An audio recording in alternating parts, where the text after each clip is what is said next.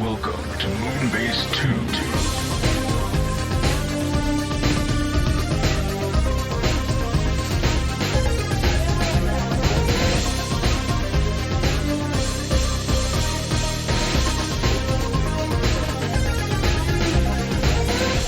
Hello, everybody, and welcome to the Moonbase 2 podcast. It's 2021, and it is the 3rd of January. I'm Andy, hello, and I'm joined, as ever, in the new year by the one and only New Year's Mikey. Hello, New Year Mikey. Welcome to Genuember. Genuember? Mm-hmm. Okay. Why Genuember? January and December. Well, yeah. Time is a square circle, so... I thought you were just going to say it's all relative or something like that. No, that's what pussies do.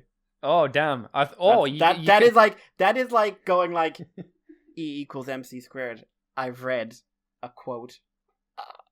Well, to be fair, it could have been something worse, like appearances can be more than meets the eye. No, they can't. I remember hearing that line today and being like, no, stop it. That is please. By definition not what they can be. They're called appearances. They're exactly what meets your eye. Please they stop, are Earthrise. Literally what meets your eye. Please stop. That's why they're deceiving. You can't see beyond them. Believe it or not, that is why we're here. Well, not specifically for talking about appearances, but Grammar! Damn it! We're going to be talking about Transformers Earthrise, and depending how long this conversation pans out, we might include some news. Not that there was a vast swath of news to talk about. Excuse me, but I think first, before talking about Earthrise, we'll talk about the one bit of news related to Earthrise, very, very loosely, I suppose. And that was Transformer toy listings for Kingdom Waves ... the future. Because I don't know. So waves this year. Yeah, at some point, maybe one day. Here's a side little note already. I noticed on the Smith's toy site, I don't know if you noticed as well, who's the one character they don't have listed on their pre-orders? I haven't looked in a couple of weeks. Black Arachnia, she's not on there as far as I saw. Oh, that's horrible. I don't understand why, but as far as I saw, like I've checked a few times and I have not seen Black Arachnia on the pre-order list. And I don't know why. Weird. But hang on, Black but it is on there. It's just not on the search list. Oh, but it is on the site. They don't want you to find her. Maybe I'm just being dumb and my eyes are terrible. Which, that's fair. Oh, well, I'm glad to know that she is coming in. But she's $17.99. Wow. Yeah, they're all about that price, aren't they? Yeah, so may as well just get them from your local import place, I suppose. Not anymore. You have now, like, much more import-export problems. Well, I mean, like, power something, right? That's who I mean, because I think the prices are about the same. I'll need to check. Yeah, they're about the same. Okay, well, that's good. Yeah, but I fell out of love with Kapow a long time ago. Well, Kapow in demand stores, wherever you might shop. It's just an excuse now for me to go out my way and buy the Black Arachnia, who I actually do still quite want. Even though I did watch, I don't know if you saw it, but I saw not all of it, just a little bit of Jobby doing the live kind of review of the Kingdom Wave 1 stuff, and he started off with Black Arachnia. He seemed okay about it, but, obviously the Spider Mode had its issues. Yeah, the Spider Mode's impossible, and it's really weird to me that people have making such a big deal about it. It's just like, if you want her to look like, it's like RC. If you want her to look like that, on that budget, it's not possible. Concessions have to be made. Yeah. Now, granted, the RC toy kind of took that to the extreme, but... Yeah, since they just went, she's not going to transform. What's under this car? I'm hiding. I think I prefer the idea of, like, buying that, taking off the car backpack and buying the upgrade kit for her. I think I sent it to you, didn't I? The one on Facebook, which added on the back of her calves, thighs, gave her a new backpack to look more like the show, and I think gave something else. And I thought, it looks a lot nicer. Obviously, you just got to get rid of all of the car, but gave her a better show model look, I suppose. So maybe just make her parts former completely. I just want Black Arachnia to be a woman hiding underneath a spider. Well, I mean, you kind of get that. It's more like a very a woman contorting herself into a round ball. Just needs to be like RC. She's just like there, hands up to her sides, and just like, you can't see me. If they did Transmetal 2 Black Arachnia, oh yeah, that would definitely be what they do with that. I think that's what they did, isn't it? There was a little bit more to it, but not a huge amount more. That's a great design. I love that design. I never liked the face design for it. I thought everything else about it was really nice. I just didn't like the weird like mask. I can't remember what that kind of she had like a half line over her face. Yeah. The mask always threw me. Everything else I thought, like you say about the body design, was really neat and interesting. Even though the shoulder pads were maybe a little bit on the large side, it's like, it's still neat. It's a decent upgrade. Yeah, works in show, but yeah, harder in toy, obviously. Yeah. Anyway, here are the listings for the things that are coming out. So we've got 2 core class figures. We've got, of course, Soundwave. So we've got a Megatron, we've got an Optimus, we've got Bumblebee, we've got Starscream, we've got Soundwave now. So I think we've covered all of the basic bitches at this point.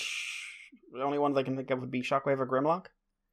I could see that. I would say Grimlock, if he's going to be in this line, is going to be a repaint. Yeah, you might be right. You might be right. For anyone who didn't get the implication there. Yeah. I think you put up a story on Twitter about that, didn't you? Or something like that. It's not worth talking about here, but like the rumor mill has been consolidated. I mean, there's so few repaints he can do with most of these toys. It just makes the most sense. Yeah, so like Dinobot into Grimlock was there, Earth Mode Sideswipe, Tarantulas, a few others. I think Tarantulas was listed as a new mold. Oh, that's good at least, yeah. Which it would, but again, these are like the rumor mill, like. Yeah, they're not even on this list. No, they pinch of salt would be the pinch of salt.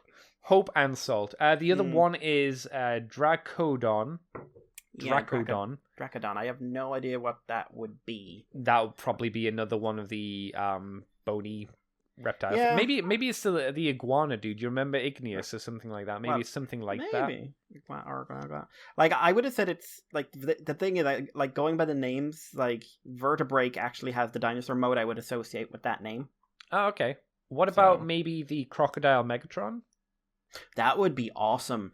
But I also saying that maybe not. I don't want a bone. I don't want a skeletal crocodile. I want them to do like even in core class, do a crocodile and a bat and have it as Onyx and Crocodile Megatron, Crocodon or whatever you ever want to call it. You know, that sounds like something you could do at least for a Generation Select and bundle them up as a 2-pack. I'd really like that. I don't know who you do as a bat or maybe they could do what they did before and like remold like Rat Trap into a bat somehow because I think that's what they did originally.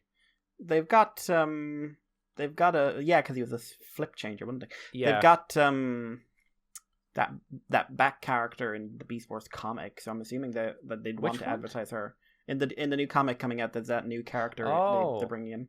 Oh, okay. I didn't know there was a new Bat Lady. Okay, I'll tell you what. When I saw her, I was just like, "Oh Jesus Christ! They're doing Beast Wars Night Scream." I was going to ask if she had a bit of hair going over her face. You don't understand my problems. Although I like Beast dog Machines, is a werewolf.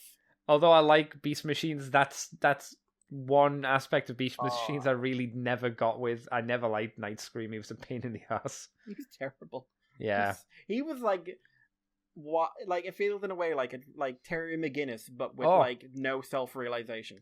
Yes, yeah, I was actually thinking Terry McGinnis as well. He wasn't voiced by the same guy, was he? No. Terry's guy did Bumblebee and RD. That's right. Yeah. And Prime for that one episode where I'm just like, why weren't you here the whole time? Shh, go to sleep. Go to sleep. Yeah. Deluxe wise, we have Scorponok. I think it's fair to assume it's the Beast Wars Scorponok. Nope. Purple. Purple. But what if purple? But what if purple? What if purple? I'm guessing a redo of Wheeljack into Earth mode Wheeljack. Didn't that already a thing? I don't see. This is what I was trying to figure out. I know that we had a Wheeljack, and I couldn't remember what line he was from. I assumed it was from Siege, but then I also assumed that was close enough to an Earth car. But that hasn't stopped them before, I suppose. So maybe it's still a thing. We've got Wingfinger, which sounds like something that one of the V Shoujo girls would scream at one point. I want to disagree with you, but you can't. I'm assuming. See, that I would assume is a bat. That would make sense, yeah. Or pterodactyl, but a bat seems more likely. Yeah, I can't think of. I 'Cause if you're doing can't think of an original Beast Wars guy who was called Wingfinger. No, but if you were doing like a pterodactyl, pterosaur? I guess maybe you think maybe they've lost the right for pterosaur or something. Could be, but I just like that sounds to me like a bat. Or do you think it's maybe a redo of Air Razor? Maybe like that was in the rumors as well. Beast Wars Skywarp out of Air Razor. Oh, okay. Well, which one was Skywarp? Oh God, Beast no, Wars of Second. course. That's right. Yeah, the eagle. Eagle. Yeah. Eagle. Yeah, he was. I mean, I guess the only problem with that is I'd want them to do more remolding to it if they were going to make her into Skywarp, just because otherwise it's like a brown bird and a brown bird with a white head. It's a little bit too close to each other. We've also got Trax. All right, cool. I've never been a big Trax fan, but Shadow Panther. I like Trax well enough, but I've never liked that deluxe toy. So I wouldn't mind I'm slightly worried though because like Trax was a retool of Wheeljack last time. Yeah, I could see it done again. That would make sense. Maybe that's why they're putting out the new Wheeljack, and maybe just tweak him a few more times. So we've got Shadow Panther. Safe idea to say he's probably a repaint of Cheetor. Yep. We've got Pipes, who's obviously a redo of Huffer. Yeah. Slammer, redo of Warpath, I would say. That makes sense. Don't know, did Slammer come apart? No, well, technically, yes. But I don't know who else you'd have who is also a tank. I don't know. I don't remember Slammer very well. I mean, Slammer was literally, as far as I remember, just the tank. Yeah. I don't think it had a personality. I think it was just the drone of Metroplex. Yeah, he had a couple of those, didn't he? He had 3. He had 6 guns, who was an actual personality, though. Saw him only once in the show. You had the black car. What was that? Scramble? Something like that? Yeah, I remember him from the Ironhide comic. Yeah, he had a personality, and then you had Slammer, who, as far as I know, didn't have a personality. Right. Yeah, he was just a little. He was like Brunt. He was a little. Yeah, as far as I remember. Yeah. Again, as far as I remember, I'm sure people might be like, no, that's not true. Was Benator, so hopefully one without GPS syndrome, so that's a plus. New mold, please. Yes. Oh, that'd be really disappointing if it's just the old mold brought now, and it's like, it's good enough. It's like, oh, no. We got Voyager class Rhinox, which that's going to be very good. I like the old Voyager Rhinox. I think it's actually a fairly decent toy for its age. But I would like to see the animal engineering they're doing now, because the Rhino mode in that toy is a bit of a joke. Also, Generation Select Evil Rhinox from that one episode. Yeah! Oh my god. We had the really cool colors. Oh my god, I want that so badly now. Yeah, it was the colors on it were great. It was black and it had like silver teeth and red eyes. Yeah. What was the skin color? Sorry, the robot skin color. Because instead of green, what was it? I think it was silver. No, because that was all the gold bits were silver. Hang on. Yeah, but a lot of it might have been grey. Evil Rhinox. I'm just going to get pictures of bloody Tankor. Yeah, Dark probably. Designs. Okay, there we go. Oh no, he kept the green, but all his gold bits changed to silver. Okay, was that it? His skin turned purple. Oh, that's right. Yeah, I'm just looking now. Like the green was kept, and like it all became kind of highlights. Which was a really good looking at this, actually. Yeah, it was cool. I see some kit bashes of people that did it too. The last figure that came out. So yeah, hope they could probably do that. Make a few extra buckaroonies, because we've said they're probably going to have to do that. We've got Tigertron, Air Razor and Tigertron. That's it's fine, makes sense. He's a Voyager class as well. And last of all is Leader class Galvatron, and will probably be G1 and not the best version of Galvatron. No, it should be a very big pink dragon. Thank you, please. Why would you not do this? Because it doesn't make sense for them to do it. It makes more sense to do G1 Galvatron. No, though they should do. Beast Wars Galvatron. How do I put this? They should take all the G1 characters out of this and give their spots to Beast Wars characters. I can't say you're wrong, but I think we've had this issue, or we've mentioned this issue that both you and I have with it before as well. But to be fair, you could, I'm sure you could 100% take Galvatron out of this line and put it into the Studio Series. Line. Which is there's no reason you couldn't do that. Absolutely, you know what? That's what they should have done. Scourge and Galvatron in Studio Series. No, free you up mean spots Cyclonus, because Scourge was already... Yeah. He's Yeah, already Scourge, there. Cyclonus. But Yeah. whichever one. Free up spots so you can do the better Galvatron or Magmatron or something weird. Or characters from the show that you're not touching on. Yeah, why not? Like Pterosaur.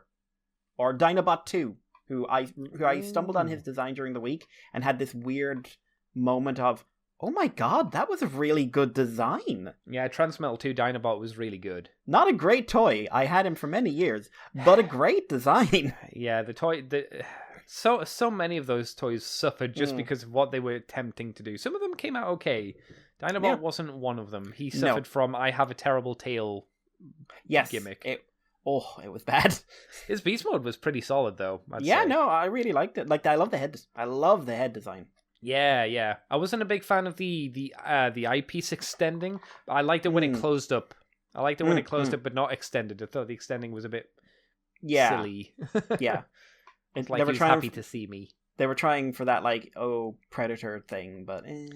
Yeah, and also, I guess, it coming out of the head, I guess made it more visually obvious it was a gun, I guess. But, yeah, I again, take out most of these non-Beast Wars ones, but that's not what that's not what Kingdom is, as we lament about it. But never mind. At least we are getting some interesting new guys. Yeah. I will say though that apart from Wasminator and Scorponok, these are all pretty safe ones. Like Rhinox, makes sense. Tigertron, I look at Tigertron. I know he's an important character, but I look at him as a huffer and a pipes. Yeah, well, it's like okay, so I'm saying this as someone who has a lot of affection for his episodes. Sure. I would never say Tigertron was important. I'd say Tigertron was an asset reuse because they didn't want to use K9. Yeah. For anyone who doesn't know... yeah, that's right, yeah. For anyone who doesn't know, K9 was originally supposed to be in Beast Wars, but they realized they'd have to, either completely redo the Cheetor model from scratch or make a whole new model. But then someone said, what if we just bulked up the Cheetah model? What do we just changed the head in it and bulked it up? And they said, okay, cool, we'll do Tigertron. Good enough. He was a cost-saving measure. And God love him, he sometimes felt like it. Yeah, unfortunately. He had some okay episodes, like you say, but yeah. I like the one where he's his girlfriend dies, because for anyone who doesn't know as well, Tigertron was dating a literal tiger. He was a furry. Yes, he was. Would you hate him if he was a furry? I don't know, maybe. That's a reference to something. But, and then there was just an episode of Tigertron going I quit, and Dinobot going no, you don't. Shit's going down, you don't get to quit. That's right. Oh, but no, I quit. And then Dinobot, I really liked it that Dinobot went as far as he was reasonably comfortable trying to follow the maximal way of listen, mate, shit is too important right now. And then when he just read out of it, he's just oh, for fuck's sake, I'm just going to murder you. I have done everything I can think of. I'm just going to stab you in the head. It got through to him, though. Yeah. Violence solves all problems, Mikey. Oh dear, that's not a good statement. I disavow my own statement. I disavow. Too bad it's recorded. Oh, that's true. Yeah, I'm not going to edit it out. I was going to say you stopped editing a long time ago. Yeah, no, I've still got it. I've got a note thing, but it's not worth noting down. It's not that bad of a mistake. It's not a big noise to be taken out. And he didn't insult the Queen or something. Yeah, exactly. So yeah, that's the there's no Inferno again. No, they've already done Inferno, Andy. Okay. They've done him. Okay. But they've done Inferno. Yeah. Well, technically they've done Scorponok as well. See, I don't like Beast Wars Scorponok enough to play that game. I'd rather have Quick Strike. Yeah. That, I mean... So I'm just going to keep on... Inferno, I'm actually pissed about. Scorponok, if they said they weren't doing Scorponok, I'd be all right. Yeah. Not beloved character jobber who made the wrong vial for Optimus Primal and made him angry. Oh, yeah. So his thing in the entire show is fucking up. He did the Cyber... Is that the Cyber Bee episode, or is that a different Yeah. Where it sticks to his chest and he's it's supposed to make him afraid. It didn't work. No, it made him a berserker for some reason. No, like you say, I wouldn't be super sad if Scorponok wasn't there. Quick Strike a lot more interesting. Maybe they'll make him a repaint, I guess, out of Scorponok. I'd really want to retool. Same, yeah, because the Fusor look was always and pretty, like his arm. neat. I'd really love his weird arm. I will say the Beast Wars Quick Strike toy is a great toy. It still kind of holds up incredibly well. But I love that bizarre arm he has. It just like my arm is made of legs. Oh yeah, and he's got the living snake head, which has its own personality, just like Megatron's does. Sometimes. Yeah. Which I always like, doesn't. because that means like when he was a Transmetal, Megatron murdered his pet. Yeah. And then it came back when he was a Transmetal too. Yeah, maybe you could argue it's a bit of a subconscious, I guess, if you wanted to go down the deep thinking route of how it works. The psychology of Beast Wars Megatron. I'm amazing. Give it to me. Yes.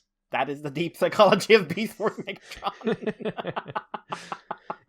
Is there anything in here that you like or don't like, or what? Then, Mr. I like Mikey? them all. Like, what's really all of them? All of them. I mean, they're fine. Pipes. Like, there's nothing in okay. Wheeljack pipes. I'm indifferent to, but there's nothing in here I hate. Okay, fair enough. Which is something I will say about Generations. Apart from the Optimus, the leader Optimus, there's nothing in here that actually makes me mad. Yes, thank God there's no more of that. Actually, no, he is getting repackaged, isn't he? Yeah. The leader. Yeah, that's right. That's the one he's you're one of talking the leader about. class figures. Mm. Yeah. It was cheaper for me to buy an exclusive that still hasn't been shipped yet than to buy that fucking leader class with that fucking trailer. Yeah, it's $48.99. You can get the Kingdom version, I guess. Yay! With a box. Like I'm kind of more curious. Like we were talking about repaints. Like they've always got a repaint in mind for everyone. Yeah. So I'm kind of curious. Like what would they do for Galvatron? What would they do for Tigertron? Rhinox, like you and I think doing evil Rhinox would be a good idea. But it's the simplest solution. Waspinator, you could do like Fox Kids colors or something like that. Oh, that's a really cool color scheme too. I'd be down with that. But like I'm always curious because like someone sat there and said like what can we swap a head on or what can we change colors on to get more money out of? Yeah.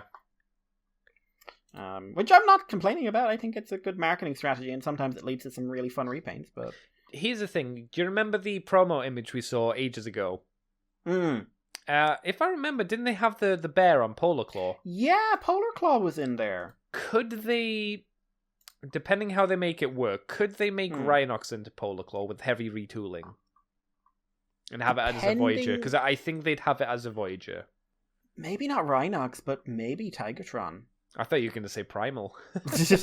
I'm just thinking how the legs transform. Okay. Because like Rhinox's legs become his hands. Yeah. Oh, that's a good point. Yeah. But with Tigertron, they go in his back. So if you had the right retooling, I think you could actually make that work. And the Polar Claw is a design I love that's never really gotten good attention. So I would not say no to that. Was he meant to be in the show? I can't remember. I don't think. I know he's in IDW, was he? Because he was like wave 1 of the toy line. No, he wasn't meant to be in the show. No? Okay. No. He was never actually meant to have been made, actually. Oh. Because he was originally supposed to be a bear. Grizzly 1. Yeah. Barbarian. That was a Bokon repaint, if I remember. Yeah. It got an official release for Bokon Japan, yeah. And then obviously like for Beast Wars 2nd it got repainted into Bokon Japan, which means good luck finding it. Yeah. But and then there's Beast Wars Neo, which had Survive. That's right, yeah. Who was Le Bear. One of them. One more bear. Him and Bear. I am the Le Bear, des. I am Le Bear des. Right, well, that's the toy stuff covered. I suppose we can probably let Mikey take us away and lead us into some talking about some Earthrise woo-woo. Transformers Earthrise, episodes 1 to 6 aired on Netflix on December 30th. And it was 6 episodes, and in my opinion demonstrates one of the problems with having binging shows that only have 6 episodes is, boy, do they become irrelevant fast. Because it's been 3-4 days now, and I've already seen the conversation die off. Oh, okay. Did you watch it day one, or did you... I did. I watched it in the morning, just while I was having my breakfast. Because you were planning to watch it today as well, but then couldn't get it on... 1.5 speeds. It was like, no. It was recommended to me that I should watch it at 1.5 because, quote, that's really where the show shines. And unfortunately, that's only available if you're on Android. And I'm not, and I don't, and I checked the app on the computer, and it doesn't. They don't have that option there. So it's just, hey, if you're on an Android device, well done. So yeah, so basic story is Elita 1's Autobots are basically the last group standing on Cybertron, and are up against Megatron as he has made a terrible choice of murder to get the Nemesis up and running so he can get off the planet. Optimus's group is captured by Double Dealer's mercenaries who are working for Quintesson. And by the way, before I go on, spoilers are plenty on this. But he manages to escape and decides to try and track down the Allspark. And then he finds a space bridge in the Nebulan sector. Because, of course, with a space station stuck in it, they end up meeting Scorponok on there, who is the last remnants of an ancient Cybertronian race. Megatron catches up to him. They have a big battle and a bit of a confrontation of their ideas. Starscream blows up the space station, traps them all in the dead universe, because presumably it was a case of the portal feeds into it. There's an episode that makes no sense in context. I had, like, nothing in this episode matters to anything else outside this episode. Which is basically, turns out Skylynx and Galvatron take mentor roles. You mean episode 5, the only episode where anything of interest or value happens. With no relation to anything else. Yeah. And, except maybe setting up something for Kingdom, but I bet it's not. I bet it's not. And the final episode, which is the big battle between the Autobots and the Decepticons, and where we might have ended the great ongoing story of Cog, and hilariously ended the great ongoing story of Skytread. There are moments in this show I laughed when I wasn't supposed to. Agreed. And that one with Skytread. Oh god! What the fuck was that? That wasn't really a horror of war thing. That was just like, shit, the toy's not out anymore. I thought that was more of in context of the story, fuck you. Yeah. Fuck you. Stay home. It was stay home. Yeah, I can see that, yeah. Chromia is Sakura Mika. So, that's the basic rundown of the premise. Character-wise, the focus is pretty squarely on Optimus. Megatron gets a bit. Elita doesn't really get character. She doesn't really add anything to what we know about her. But everyone else is just kind of reacting to what those three are doing. Galvatron's role in it is he uses the dead universe to basically travel through time and say, like, don't turn into me, kill Optimus and take the Matrix so that you never become me. And then we get we very, very briefly see Unicron at the end of episode 5 as a still painting. We're just like, yeah. And at the very end of the show, the Ark and the Nemesis boat crash land over Earth, and they are watched by a mysterious Velociraptor with camera eyes. Who could it be? Batman. I thought you were asking me for sure. I was like, dear. It's Kevin Conroy. Kevin Conroy is the Dinobot. I'm curious because you actually were almost to a point where you said, like, I don't really have enough to say on this show. Yes, yeah. So I have a fair bit. I definitely have things to say about episode 6 where I think everything goes wrong very, very quickly. Yeah, it was kind of interesting to me because that's the episode no one could talk about, and that was an episode like people who were critical of it said, well, that was probably the best one. No. I disagree.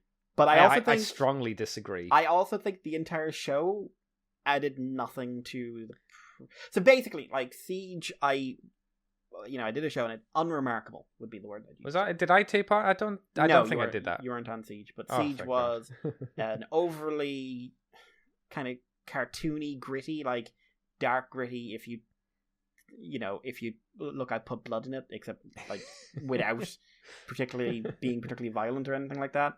And lots of bad voice direction. Yeah. Well, that's still here. Good to know. Yeah.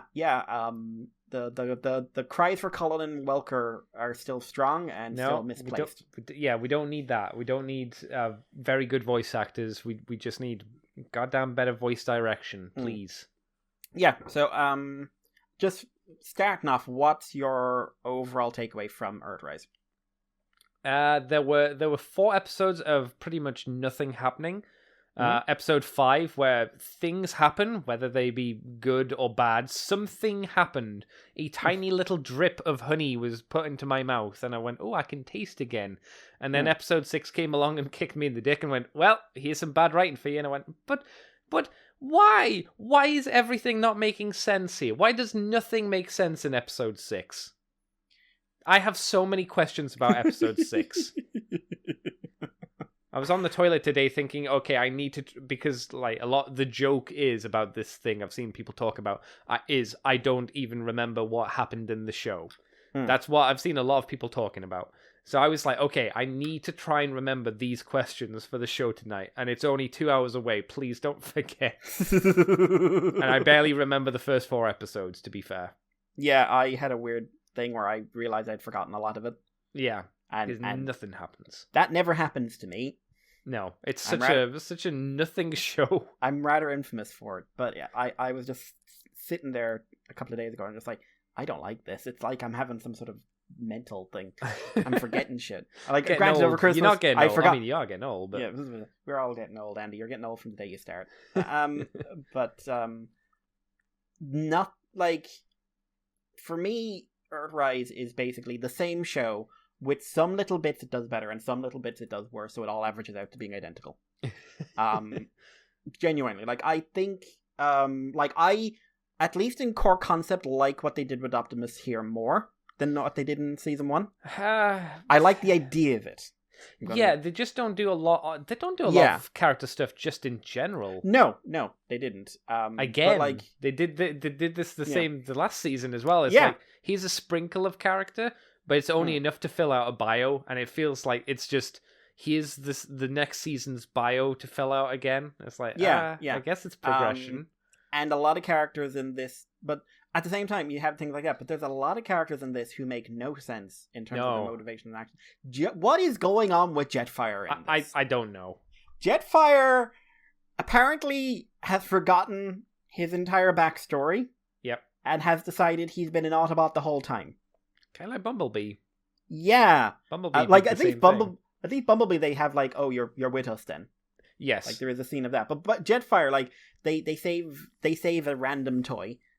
Whose name it's you mean characters, surely, Mikey? Reflector repaint. Yeah, I can't remember which one. It's the blue one. The blue one. With all the scars from the Netflix line. But that's right. They save him, and Jetfire spends the entire time. You can't trust a Decepticon, because he talks like this. You can't trust a Decepticon. You can't trust them. They're all bastards. I just wanted her to slowly look at him. Jetfire. Yeah, like a week ago, we tried to kill you for being on their side. But I found redemption. Because he does talk about redemption in, like, episode 4. I think when they're put in the tubes, it's like, some can't be redeemed. And it's like, you were literally redeemed, though. You're just being a judgmental prick. Yeah. Also, Shockwave, like, I thought Shockwave's voice was inappropriate last time. For like, again, giving all the Decepticons these really scratchy voices. Here, when they start trying to draw attention to the idea that Shockwave is emotionless, when he acts really emotional throughout, all the time, and sounds like a supervillain. It's the fact that Megatron has a whole thing with him, which is like, it's good for you, Shockwave, that you got rid of your emotions. Yes, I got rid of all of my emotions. I found it become more efficient and logical. Which he says in a really emotional way. Episode 6, he has the knife and he's like gliding it over Leader 1, and then he gets called away and stabs it into the desk. Like, it's like, what? Did someone else come and write this episode?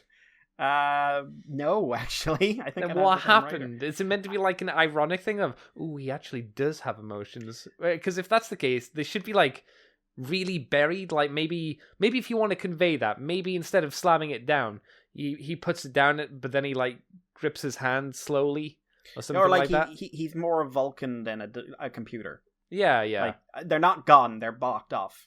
Mm. Like, push them enough, and they come back out.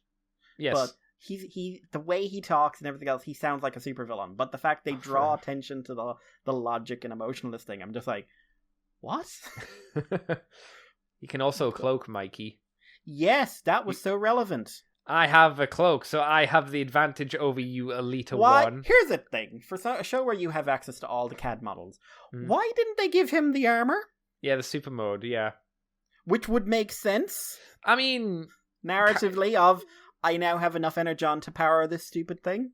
Yeah, it would be really dumb, but it would tie into the toy, and it would be an actual advantage and not be a random, we can save an animation budget by making him invisible. Yeah. And how does that even work? He gets kicked once and it turns off. It's like, what? Yeah. And she said, like, how are you this much stronger? And he's just like, he's barely holding you back, woman. How powerful was he before? Did you, like, beat him to like with a pipe once? And now it's just like, oh, you're able to stand back. Another 2 points for Shockwave. I think these were both in episode 6 as well. Please correct me if I'm wrong. So he's fighting Elita 1. He's like got her hands. He's pushing her down, right? He's clearly stronger than her, right? Yeah. Do you remember that scene? Vaguely. He lets her go, goes invisible, and then punches her. Yes. Why? He was actually winning in this test of strength. There was no need to let go. Why did he want to tie her to a table and like, serial killer her? Because he wanted to have the sex with her. But he was the emotionless. Surely he would have blown her head off and said, well, that's problem solved. Well, that's not logical, Mikey. Are you sure? Yes. Because, shush. The other point was, I think it was around the same scene where she's like, how are you this much stronger? And then there's a little purple line that's moving up his leg, and she's like, you're draining their sparks. How does that work? Does he just need to be in the arena and he can just absorb the energy from the sparks through the floor? Also, the very odd plot point, which no one... So, there's a plot point, the Nemesis being powered because Megatron is basically offing Decepticons from areas that are deemed unusable or unworthy. Not a terrible idea, I'd say. It ties into he's too far gone, and that is something this show seems to want to appeal. Like, listen, just because he started from a decent place doesn't mean he's ending in a decent place. He's, although it's hilarious to me that when we see him in flashback, he has identical scars and things, which I'm assuming means he's never tried to fix those in his entire life. It's terrible. I'm sure he didn't have those scars in season 1, did he? Yeah. He did? Okay, so they just couldn't be bothered to ever change the model. Yep. Fine. Because I'm almost certain like this show was completed like a long time ago. Probably. But it was all the power of the Nemesis to get them off the planet. Which made it really odd to me that they still, considering they said they needed every bit of energy to get the Nemesis off. So after the Nemesis took off, did Shockwave just start bringing in more guys to like saying like, I might need to be invisible for 5 seconds? I guess, but even like when the Nemesis first appeared, he said, Megatron, you can't do this. We can't push this ahead the schedule, suggesting that he'd need to harvest more people. Yeah. But we don't know what he'd need to harvest them for. Yeah, there's also the really odd scene of just like, we won't have 4 Autobots to harvest. Well, we're going to have to kill about 20 Decepticons now. It's equal. 4 Autobots versus 20 Decepticons. You're a scientist, and that's not maths. The way that you justify that, or the way that the writing justifies that, is you say the Decepticons we're culling are damaged, they're barely functional, like the ones we saw in the factory, and you say then like 20 of them are worth the weight in 4 fully functional Autobots, and you go, okay, but that's never said, that's never explained, that's just kind of, like a lot of the writing, it's kind of thrown up in the air and goes, whatever, who cares? You'll figure it out. But not. Yeah. It's not the you'll figure it out because you're smart and this is smart writing. It's more like, if this is even a thing, you'll figure it out. Get fucked. Yeah. There's a fair bit of that. So the Cybertron stuff really doesn't add anything to the plot. In fact, it's not really relevant in any main, like, the plot's a bit of a mess anyway. The Cybertron stuff is feels like filler material, in all honesty. And that's 4 of those 6 episodes. Yeah, like a lot of those episodes are actually dedicated to Elita's team, but Elita doesn't accomplish anything. She doesn't have any clear goal. She's not. The only thing she really seems to do is she wants to break out some Decepticon prisoners, but Starscream tricks her.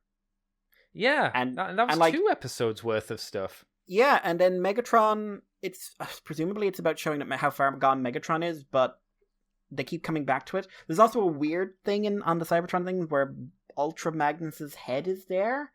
So it's trying to portray that Megatron... they were trying to go for the Emperor Cartagia thing from Babylon 5, but without as many heads. Yeah, it didn't. Okay, he's gone off the deep end. Megatron's talking to a disembodied head. Yeah. Except it's never portrayed as... Okay, here's the thing. Here's a weird thing to say. It's never portrayed as odd. No. That he's doing this. No, you never have Starscream giving him a look that he has a head he's talking to. Yeah. Or you and don't give... Oh, poor old Screamer. But, it's very strange to me. It's very strange the approach they took with that. Like, you don't introduce something like that and not have someone call him out on it.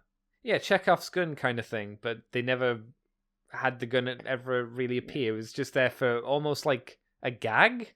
Like when Megatron says, "Don't look at me like that." It's like, ha ha ha. You could say like, "Oh, it's there so Elita knows how far gone he is," but that's not why you introduce something like that. You introduce it so Starscream has ammunition to say like, "Our boss is talking to a disembodied head." Yep. Maybe someone else should take over. Or you use it as a Megatron fear tactic thing of like, I will collect your heads and put them in my trophy room kind of thing. Yeah, I don't know. You could do that way. You could have had several Seeker heads or something there, or something like that, and just like this is what happened to the last person who failed me, Starscream. I'm gonna add your head to my collection, Jetfire, because you were a traitor as well. Yeah. Something. This is because like they're trying to show this guy as a military genius, and it doesn't come across. No. It does not come across. I did like the scene with Megatron where he was touring the facility, the Sector 12. That was quite nice, and it showed like he was like, "Oh man, this isn't good. I don't really want to shut these guys down." I don't want to murder you, but I'm going to. That's an interesting core concept. Yeah, but it's handled too quickly. Yeah, no, I wasn't quite sure what was the thing that made him switch. What was the thing that made him turn again? I can't remember the trigger. Like, it's supposed to be him going like, okay, these are a drain on these are all like they're not doing anything for me. So right. I suppose it's supposed to show he's putting his own goals above the rights of the people. But it's not like the great crime of this season for me is I think it has atrocious pacing. It crawls and then it speeds up so rapidly, like it throws you completely out of whack. And I think I found it very distracting, especially in the middle. When we started getting stuff with the Quintesson and everything else, and I was just like, "What? Wait, what? Why? What? Why are we introducing someone and what? Why?" But like with Megatron, it's like, "Oh, I'm very doubtful." Oh, well, and like maybe someone could say like, "Well, we set up in the first season that he's conflicted," and I'm just like, "That's a really cool idea, right?" Yes. But this is your second season, not your first. Yes. You can't assume that someone's watching all these in one row. You have to set it up, spend a bit more time in it. Like have Megatron's big fight against it is telling Shockwave, "Wait, I'll tell you what my decision is." Like there at no point does he go like, "I am not doing that," and then he gets convinced by circumstance. I'd say if you're not writing if you're expecting people to have watched from season 1. I don't think it was done well enough in season 1 to justify at least not doing a little bit more work on it for season 2. Yeah, no, I'd agree with that. I'd absolutely agree on that. And then we go on to because that's real, like that's basically the Cybertron plot. Yeah. And then we have the Optimus plot, which again I heard someone say on a review of this, like the biggest crime, like they had liked it, and they said the biggest crime the show committed was using the idea of a conflicted comic style Optimus Prime. Why can't we just have him be a nice hero? I was just like, because you're pretending the show is for adults and is somehow pushing the boundaries of what Transformers fiction has ever done. Yeah. It's not, just for reference. Yeah, I can maybe see what they kind of mean. Like, just because you're doing an adult show doesn't mean you have to have a conflicted hero. You can have them face other adversities, but this is a show where no one has the lights on, Andy. No, because it is the dark and the. I was reading reviews today for this, and like some of the professional reviews are just like, it's dark and gritty in the way Transformers fans won't be used to, but they'll appreciate it for maturity. I'm just like, have you seen like Cyberverse is darker than this? Maybe they meant literally in terms of what you were joking about the lights. Maybe that's what they meant. I doubt it. But so Optimus's story is the mercenaries, the Quintessons, and the Allspark. The mercenaries people got real excited about. I'm still not entirely sure why. Like, okay, we've got a third faction that when they do something with it, I'll care. It won't last beyond War for Cybertron trilogy. I will put money down. There's a weird thing where Bugbite makes a joke about being a repaint in a show with 1,000 of the fuckers. Yeah, he was like, Bumblebee's the ugly yellow one. Or he was like, yellow, gross. Which is it's just... like, what? That struck me, like, when Sound Blaster, everyone going like, oh my god, he really does look like Soundwave. It's like, do you want to be drawing attention to that in this show? Yeah. And the interest, like, I like the core concept of Optimus, and I think Jake does quite well with what he's allowed to do, right? I would say until the screaming. I think he needed less shouting, I was going to say. Because he took it to that as well. Because he has a, like, again, from Cyberverse, he has like a yelling I'm a hero voice. But here, clearly someone said you need to be guttural, you need to be heavy. And this is me doing a pretty accurate impersonation. His voice sounds like this. Yeah, it's not perfect, but it's not that far off. He's yelling, which I could do for you, but it would kill my throat, so no thank you. Which is very strange. But you're dealing with the core concept of an Optimus who's a bit more complicated than G1, which, my god, it should be at this stage. Yes. Regardless of who your target audience is, I expect something more complicated than Generation 1. But the story pacing, because someone said, like, oh, this is kind of a series of standalone episodes, I was thinking about it, and I'm just like, the problem with that is that this is not designed to be standalone. No. This is designed to be one single through line. And then they go on to, like, Scorponok make no sense as an insertion as they handle him here. Yeah, we'll need to talk about that as well. But Optimus's storyline, he gets on the station, he goes through eventually to blow up a planet where he says, there's no life below, on a clearly planet full of life. That's what I said. I was watching this like, okay, we need to blow up the station so we can get the space bridge closed so we can use it. There's no life signs on the planet covered in grass. So theoretically, there's at least, plant life. Which there's I could hear animal sound effects. Yeah, there's probably has to be like some kind of lizard or mammal at the very least. There's like insect to get the plants going. All you needed was a line saying sentient life. Yeah. Right? Because what it makes it seem, because what he's actually saying is there's no Cybertronians down there, it suddenly makes Optimus seem really fucking racist. Even if they said no sentient life, it's still like half of a space station crashing down on the planet. That's going to be pretty bad. Yeah, but at least if it made it sound like, I care if someone's living there who's not one of us. This is where you have like, do you remember in Beast Wars where you have the apes, the primitive ape people who kind of like waving their arms? Yeah. You have that scene from the last episode of like Wasp saying, "We're down here, Megatron," and Prime's like, "Nope, drop it." Don't kill us. Dear me. And also we have the line of, it looks calm, it does, but appearances can be more than meets the eye. Which I hated that. I have a whole thing about the references, which I would do want to spend some time on, but that line, no, they don't. It doesn't make sense. Appearances are exactly what meets the eye. That's the problem. Like, that was a line where someone said we need a quota, so someone at some point needs to say more than meets the eye during this. Okay? So, stick it in somewhere and tick a box. I wanna believe that a Transformers fan wouldn't insert those kind of lines into a script. I rewrite them. Yes, yeah.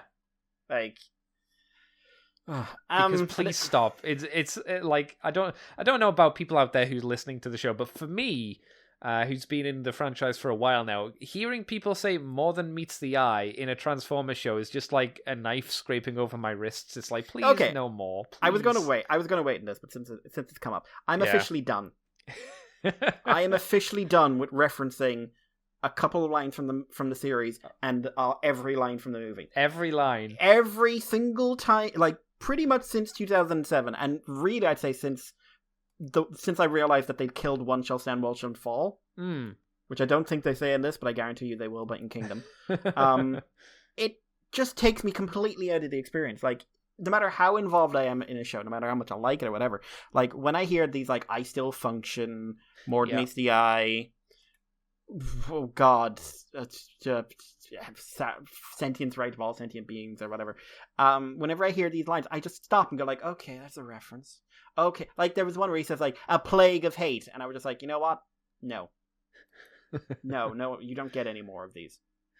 It's done. It's fucking done. They don't even do this in, like, Star Wars, and at least when they do, like, the Star Wars line and, like, the Force be with you, that's a saying that you would say. It's not a random quote that some other character said at one point, shunted into every single series. Yeah, after I don't complain about transform and roll out. I don't. No, that makes sense. That's fine, unless it's said by, like, Beast Wars guys. Then you go, yeah, okay. I mean, it was funny here where he says it and then half of them don't. Yeah. But I should say, like, people not transforming in a CGI show doesn't bother me. I realize they don't have the budget. Sure. This is not Prime. It's a bit annoying, but whatever. The money isn't there. Yeah. Yeah. And, like, if they want to use tricks to, like, have people transform off screen like they do with Scorponok, go ahead. But there was the bloody reference. I can't take them anymore. I genuinely, I'm losing my temper with them. I genuinely am. It's also funny to me how few Earthrise toys are actually in this.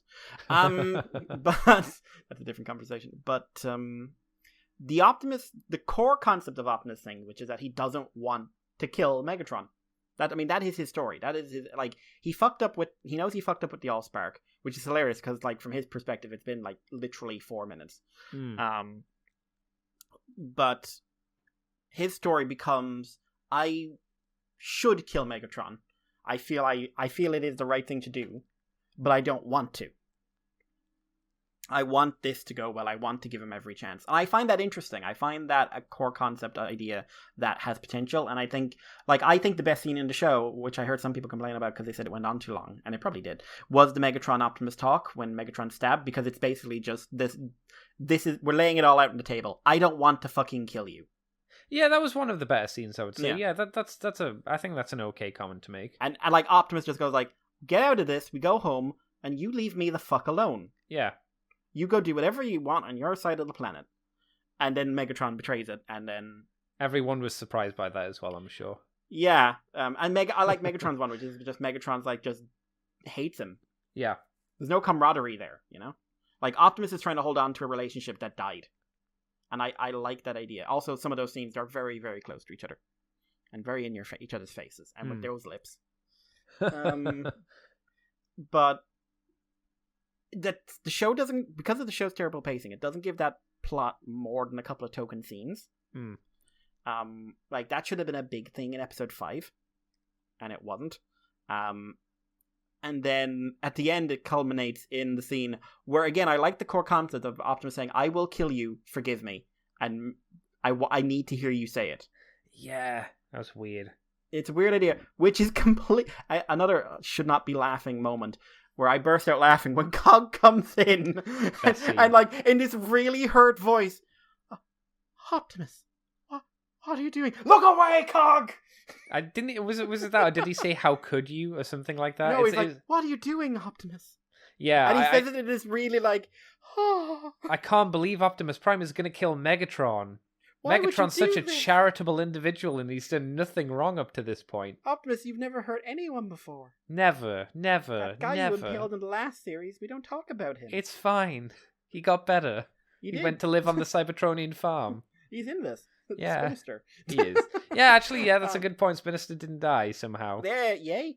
I thought that scene was very funny. It made no sense. It was like I want to hear, like, all the voice direction problems this show has. I want to hear the moment where someone said, "Hey, buddy, I need you to come in and seem shocked, okay? And I want you to sound really offended, like you've seen Optimus punch a puppy." Mm-hmm. And it's like I think it was Cog's first line.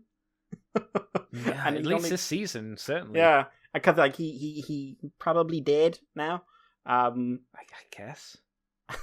But like, he just sort of sounds so outraged. Yeah, and like I half expected him to shoot Optimus to save Megatron. It's such a weird scene, so bizarre. And but like that's the culmination of that arc. Yeah. Which is not a culmination of an arc. Mm. You wanted to talk about, since I brought him up, you wanted to talk about Scorponok. Yeah, what the hell's that about? There was more than one Scorponox. There was He was the last a of the family. Scorponok. That was a bit on the eye rolly side. He was already a Decepticon, I noticed. Did you notice that?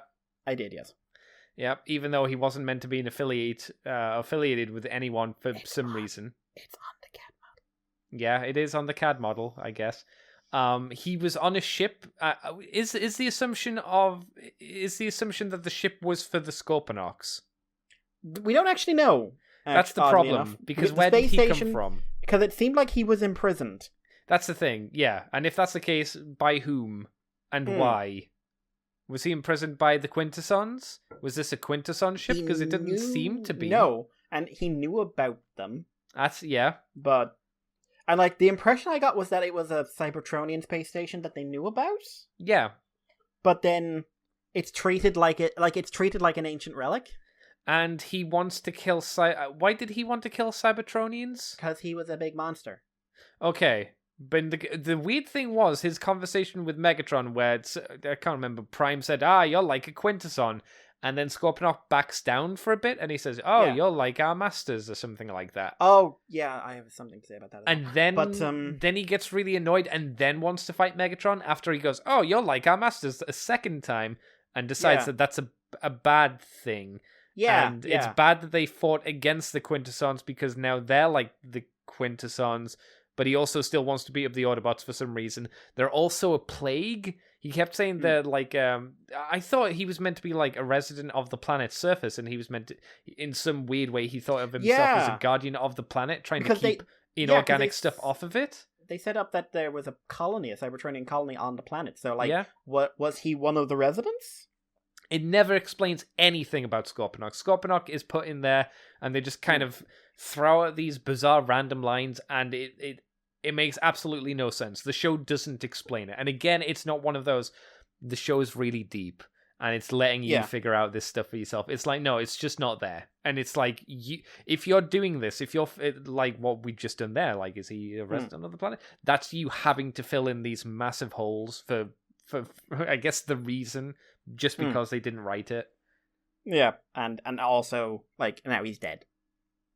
Is he dead? Did he die? Because he was in the space station when it blew up and he wasn't anywhere else. But to be fair, Mikey, we didn't see him die and Megatron got out of there fine. Yeah, but that's Megatron, Andy. Yeah. He functions.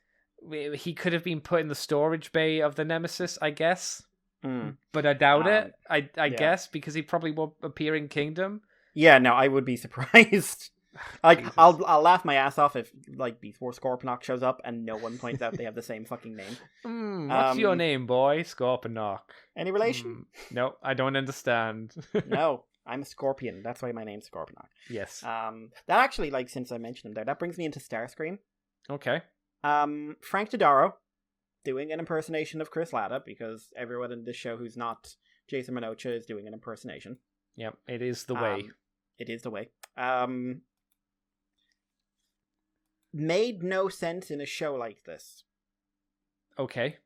So what we have here, because everything is as aggressively generation referential as possible, is traditional Starscream. Yes. Right? Traditional, I'll stab you in the back, Megatron, the first chance I get. He even does the basic thing of Megatron has fallen, I'm now in charge. That's right, yeah. Does he do that twice? Or yes. Once? He does it. Okay. He does it once, but then he, like, fires and, like, I'm in charge. And then Megatron shows up and he kisses up to him. And Megatron says, "You're an idiot, Starscream." No, he does that twice. He does that on the ship, and he does that when Megatron falls down the hole. Yes. Okay, yeah, that's right. The way the show is structured and is more similar to what we get in modern Transformers shows, which is when Starscream pulls this shit, Megatron is having none of it. And Starscream either gets killed off or gets out by the skin of his teeth and becomes a third element. Yeah. And this show has structured this Megatron in that way. Yes. Which made it very strange when he didn't shoot Starscream in the fucking face. Well, you see, Starscream was a very naughty boy and was sent to his room without dinner. I don't want to do this again, because I feel like I'm being mean to the show. But Season 2 of Cyberverse opens with Megatron wordlessly beating Starscream half to death and leaving him on a moon. That's right, yeah. Because Starscream dared to pull one move on him. And these were 15-minute episodes, by the by, as well. Well, technically 10-minute episodes. So in 10 minutes, we had a better Starscream arc than in this whole show. Yeah. Because it had a clear cut, like, it set up Megatron's thing, Icefield function, should have led to a beatdown. Mm-hmm. Not a mild backhand. But Mikey, G1 references. Yes, they're everywhere, we don't hear it anymore. No. G1, it's a very rare thing to talk about. Till all are one, Mikey. Till all are one. And then, like we mentioned already, the Quintessons, I think, were very badly handled in this. What was the Like, there was an interesting idea with the Quintessons cutting off its faces. I'm not entirely behind the idea of them having, I guess, multiple personality disorder and then being able to just cut the heads off to formulate a consensus. Yeah. I'm not a massive fan of that. I prefer the idea that the 5 faces are not separate personalities, but different aspects of the whole. See, I think that's what they were going for, and it's like by cutting off the different faces, one aspect of your personality became dominant. It was almost like a really bad version of... Have you seen the movie Identity? Yes. It was like that, but obviously much more condensed version. But like, the Quintesson's introduced in a scene that introduces the Quintesson Generation 1 origin, which is by far my least favorite Transformers origin story. And it could have been a lie. It could, and like, it is kind of phrased in a weird way, like, oh, we gave you transformation, not necessarily that we made you. Well, not even it was that specific one Dictus, which is okay. Decimus? Whatever. Yeah, Decimus. But something. So Decimus is in a very short scene. Because I must find consensus, and then rips off the face, and the face that wasn't the dominant face takes over. Yeah, oddly enough. Is weird because we haven't set up any of these faces as in any particular detail what they each represent, what their levels of. We haven't set up any of Decimus's goals. We haven't set up why this one face is dominant over the others. We haven't really developed Decimus as a character. Did we find out why he had a bounty on Optimus Prime? No. In general. We don't know, like, afterwards, we don't know why Decimus does what it does. No.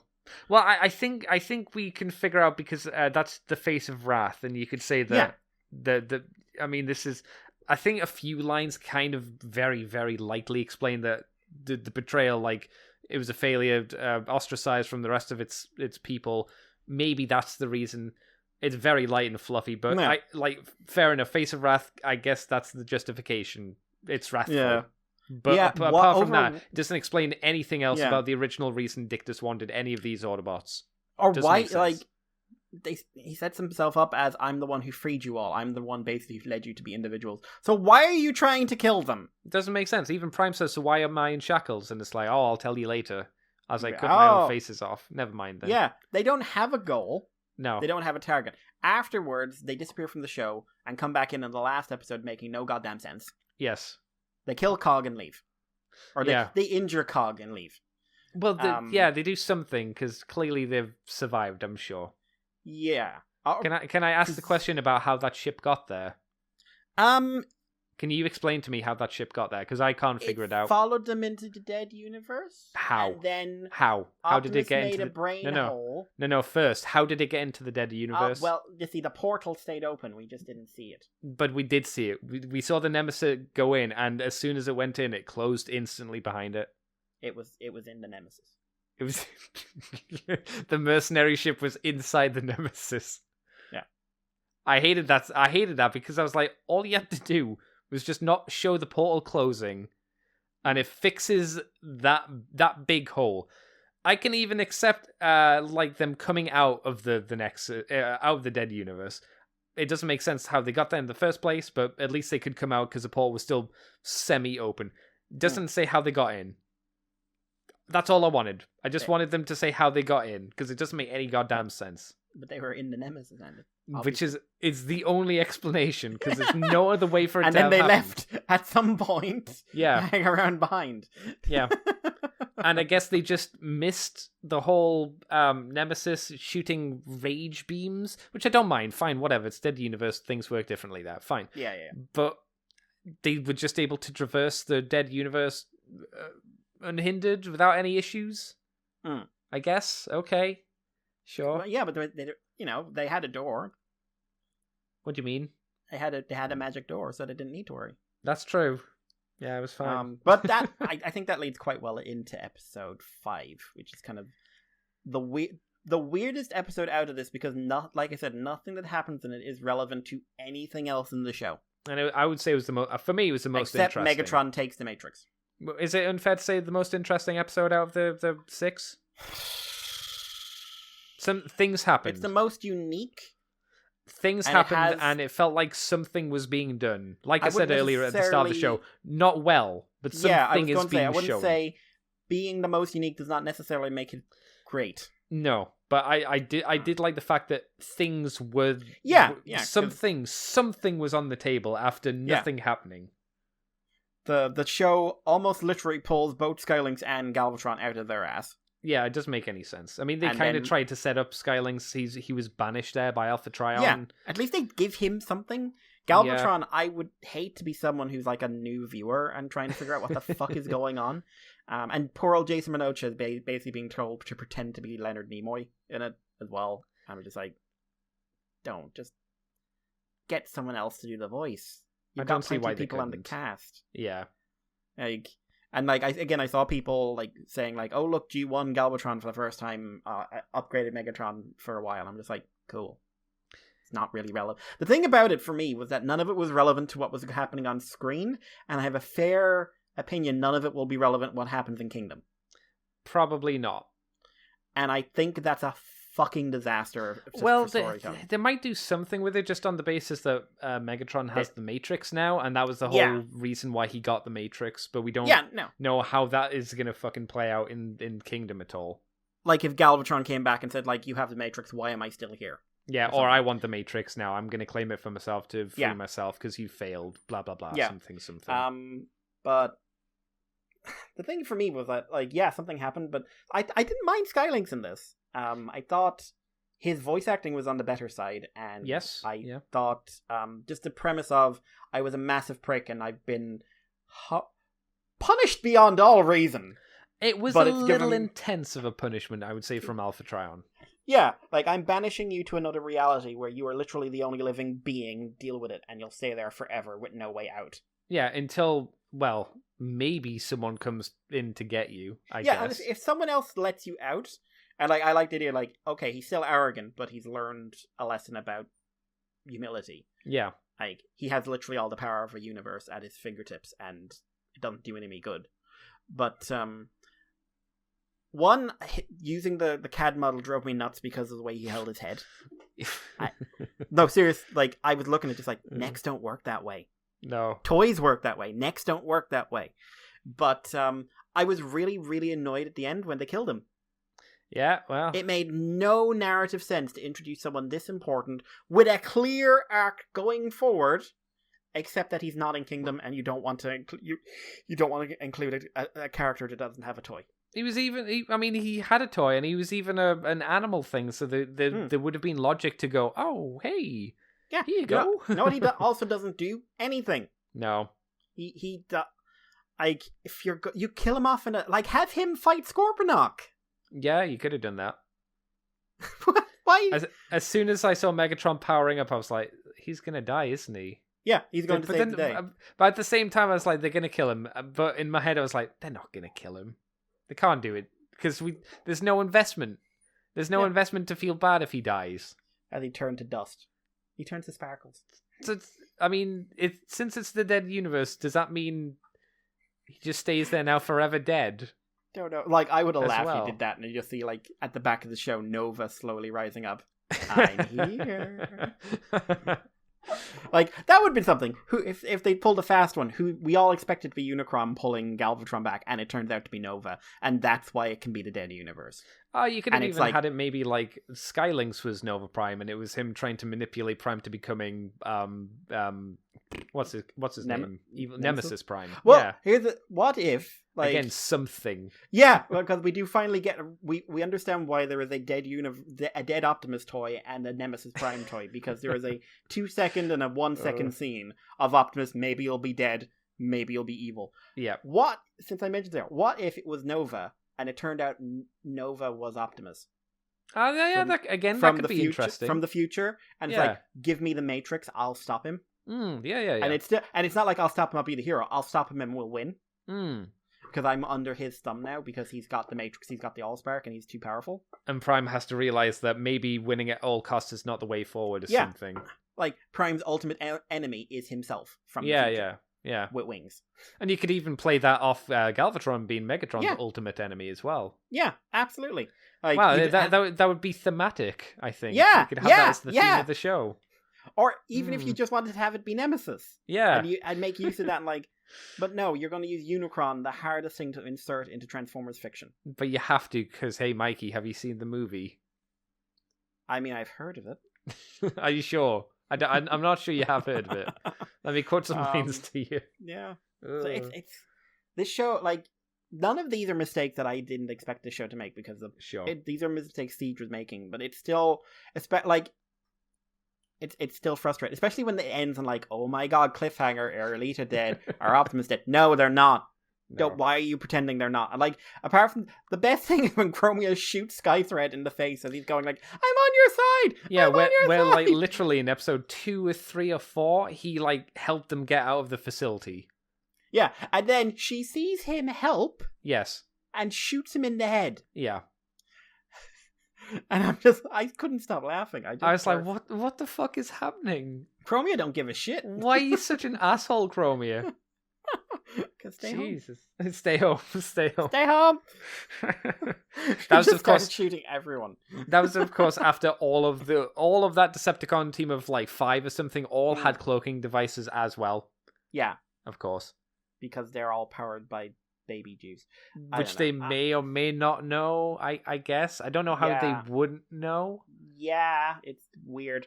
And it's just strange to me. And something interesting I found is that, so the original series has a 97 or 95 on Rotten Tomatoes and an 82% viewer rating.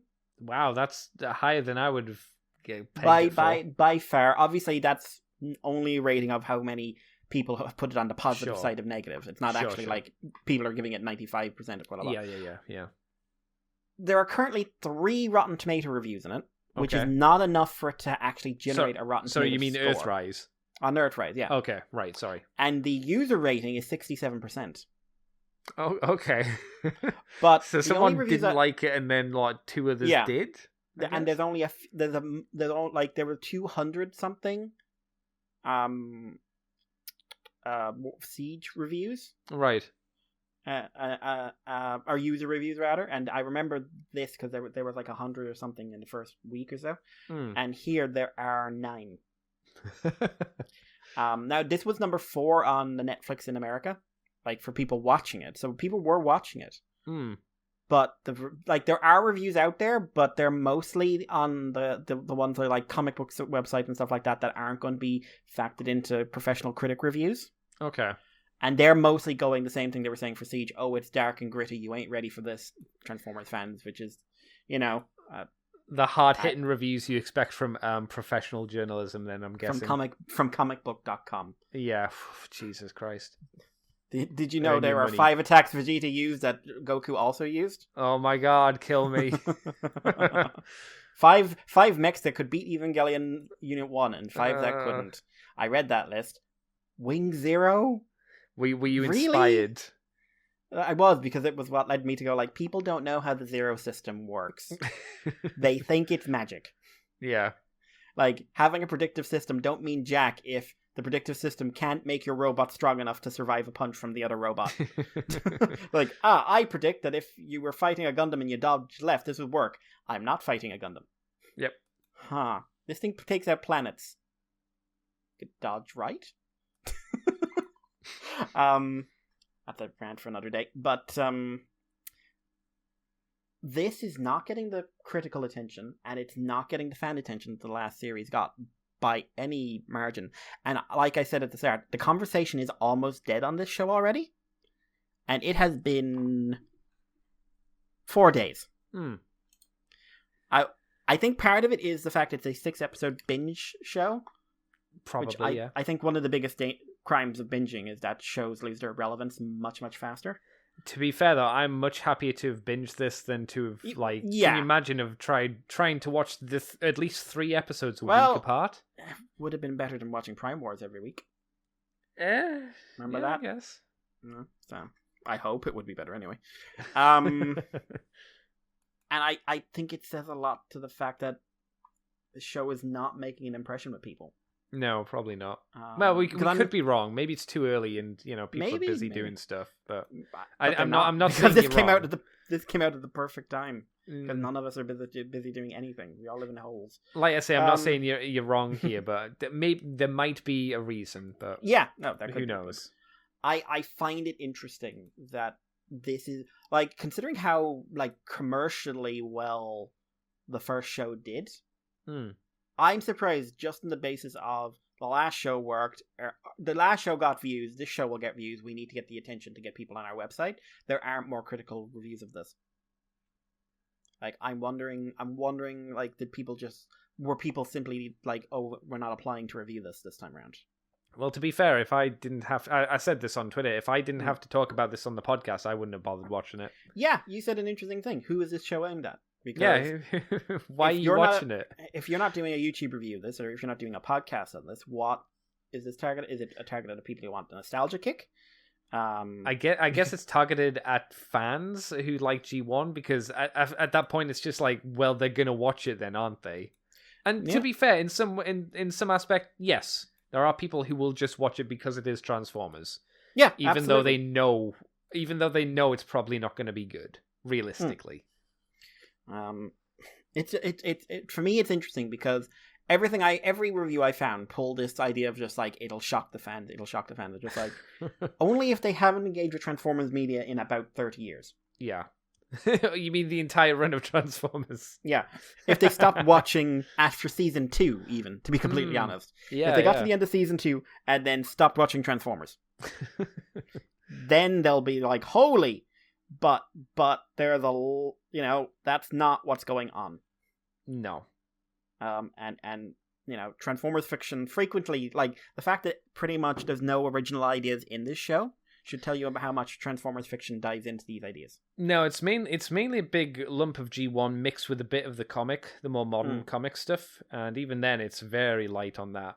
Yeah. It's more the concept from the comics rather than the depth of the comic stuff that we had. Yeah. Like doing the Dead Universe and like making it a bit of a throwaway thing. Yeah, when it's so weird. Wouldn't it have made more sense to make the big universe a big thing? I actually thought, like, because Prime went on this spiritual journey, like, why wouldn't they have just done, again, the G1 reference thing and have him go inside the Matrix to be taught by the leaders instead of going to the Dead Universe?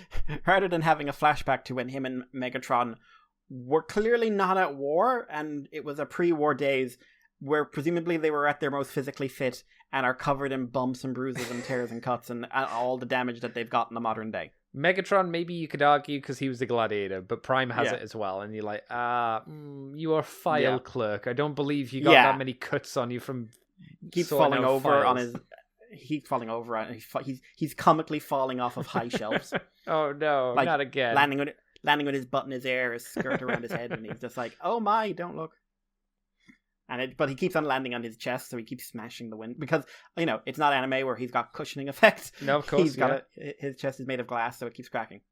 Have we actually had a scene like Megatron and Prime said they've been friends or brothers or whatever? Have we ever had a scene of that to like hammer that home? Definitely not in season 2. Did we get that in season 1 of them actually being friendly with each other? No, they just. Like the first thing we have is Megatron beats Optimus almost effortlessly in a fight. Right. Oh yeah, that was right at the start, wasn't it? That's right. Yeah, and that's the first scene, and that's really one of the only scenes they have together in the first season. We're told they have this great friendship, or had this great friendship, and it was a massive betrayal that each went their own way, but we're just told about it. We never see it, so I've never felt that it's the same with the Transformer movies. We're told that they were brothers or something in Guardians, but we never see any interaction with them on friendly terms. Don't want to say it again, but you know what Cyberverse has? A couple of episodes about the idea that these guys used to be mates and it fell apart. And like they have an episode where they try to have like a peace treaty and it doesn't work. But again, 10 minutes. I don't think they even really cover that hard in the Brian Ruckley comics, do they? They kind of lightly skimmed it, I think. Yeah, they kind of say, like, well, you were kind of buddies at first, but we meet Megatron and Optimus when they kind of hate each other. Yeah, they don't want to admit it. Like, we're at that stage in the relationship where the breakup's already happened, but no one wants to admit it because the sex is too good. Angry sex, too. Yeah. Yeah. And we certainly weren't getting... Like, I've seen a handful of people say, like, oh my god, the animation's so good. Is it, though? Polygon have done better. It is... it's better than what they're doing in recent years. Okay. Since the changeover and when they started doing things like Godzilla Earth and everything else. But what really fell apart for me, this one was expressiveness, as in no one emotes visually. Did they in season 1? No, but like... Oh, I think there was really good emote though, Mikey. I don't mean to interrupt you. When Megatron, are you about to say like? Oh yeah, he went. Oh. He did the Pog face when he saw the Matrix. He was like, "Oh, Pog." I was like, "No." See, why? That's been ruined for me because every time I hear that now, I just think of Callie reading out the pub champ thing, which is just like, okay, I guess you are my POG champ. Yay! Come over here. Like, because like, I'm sorry, that woman's comic timing is fantastic. Just like, you want me to read the thing? I'll read the thing. But what was the one you were going to suggest? Sideswipe? Were you saying? I don't remember, to be honest. But okay. Literally, it's when Red Alert said like his bad joke and give a very bad smirk.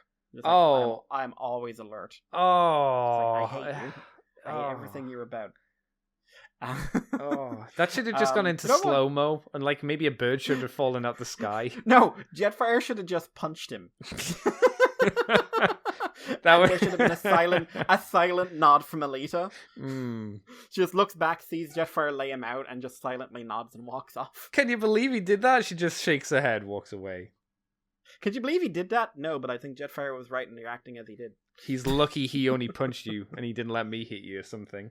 Yeah, you said it to him. You're lucky you said it to him. Yeah, that was too. And like, I think the animation, like, the problem with the animation is that they clearly don't have the budget they want, and they're using lighting to hide the fact that these CAD models don't do what they want them to do. Yeah. And that lends every scene to a sameness that I find grating. I think the core models look okay in certain lights, but like Galvatron really feels like he's not a toy model. Yeah, to the point where I saw him standing next to Megatron, and I again laughed. Yeah, he's so smooth and cylindrical because with he doesn't need to transform. Face. Yeah, I think the reason it's weird is because his helmet like doesn't come all the way down, so his like neck's exposed, and he's got Sentinel Prime chin. Yeah, Animated. Which makes sense. He's meant to have the like goatee because that's what Galvatron has. Yeah, but it looks more like Sentinel's chin from animated, where it's like yeah, I would agree there. And his face is a weird shape as well. There's just things about it that are off. I mean, it does look like Galvatron, but I saw it too, and I was like, it's just something that doesn't fit in with the rest of the designs here. Yeah, this is a weird thing to say. Where's the obvious like power ports? Where's the transformation bits? Where's the bits that I know are from a CAD model? We hate them, but if it's one guy that doesn't have them, it does slightly stand out. Because Alita has those, but at least you don't spend a lot of time with Alita. Like, Galvatron has basically a whole episode. Mm-hmm. I also wouldn't say the action's particularly well choreographed in this. No, I would say all the storyboarding in it's pretty bad. I think I don't think that's down to animation. I think somebody didn't do a good job storyboarding those scenes. After watching a lot of Samurai Jack and watching one of the episodes, specifically the Scottishman's wife episode. And Gendy, she's fantastic. I love her. The actual bonus episode is Gendy showing the storyboard and talking and like describing what's happening in them, and you just see how well that plays out. As well as the action, I don't get a sense of anything's been storyboarded out here desperately well for action. The action's very dry.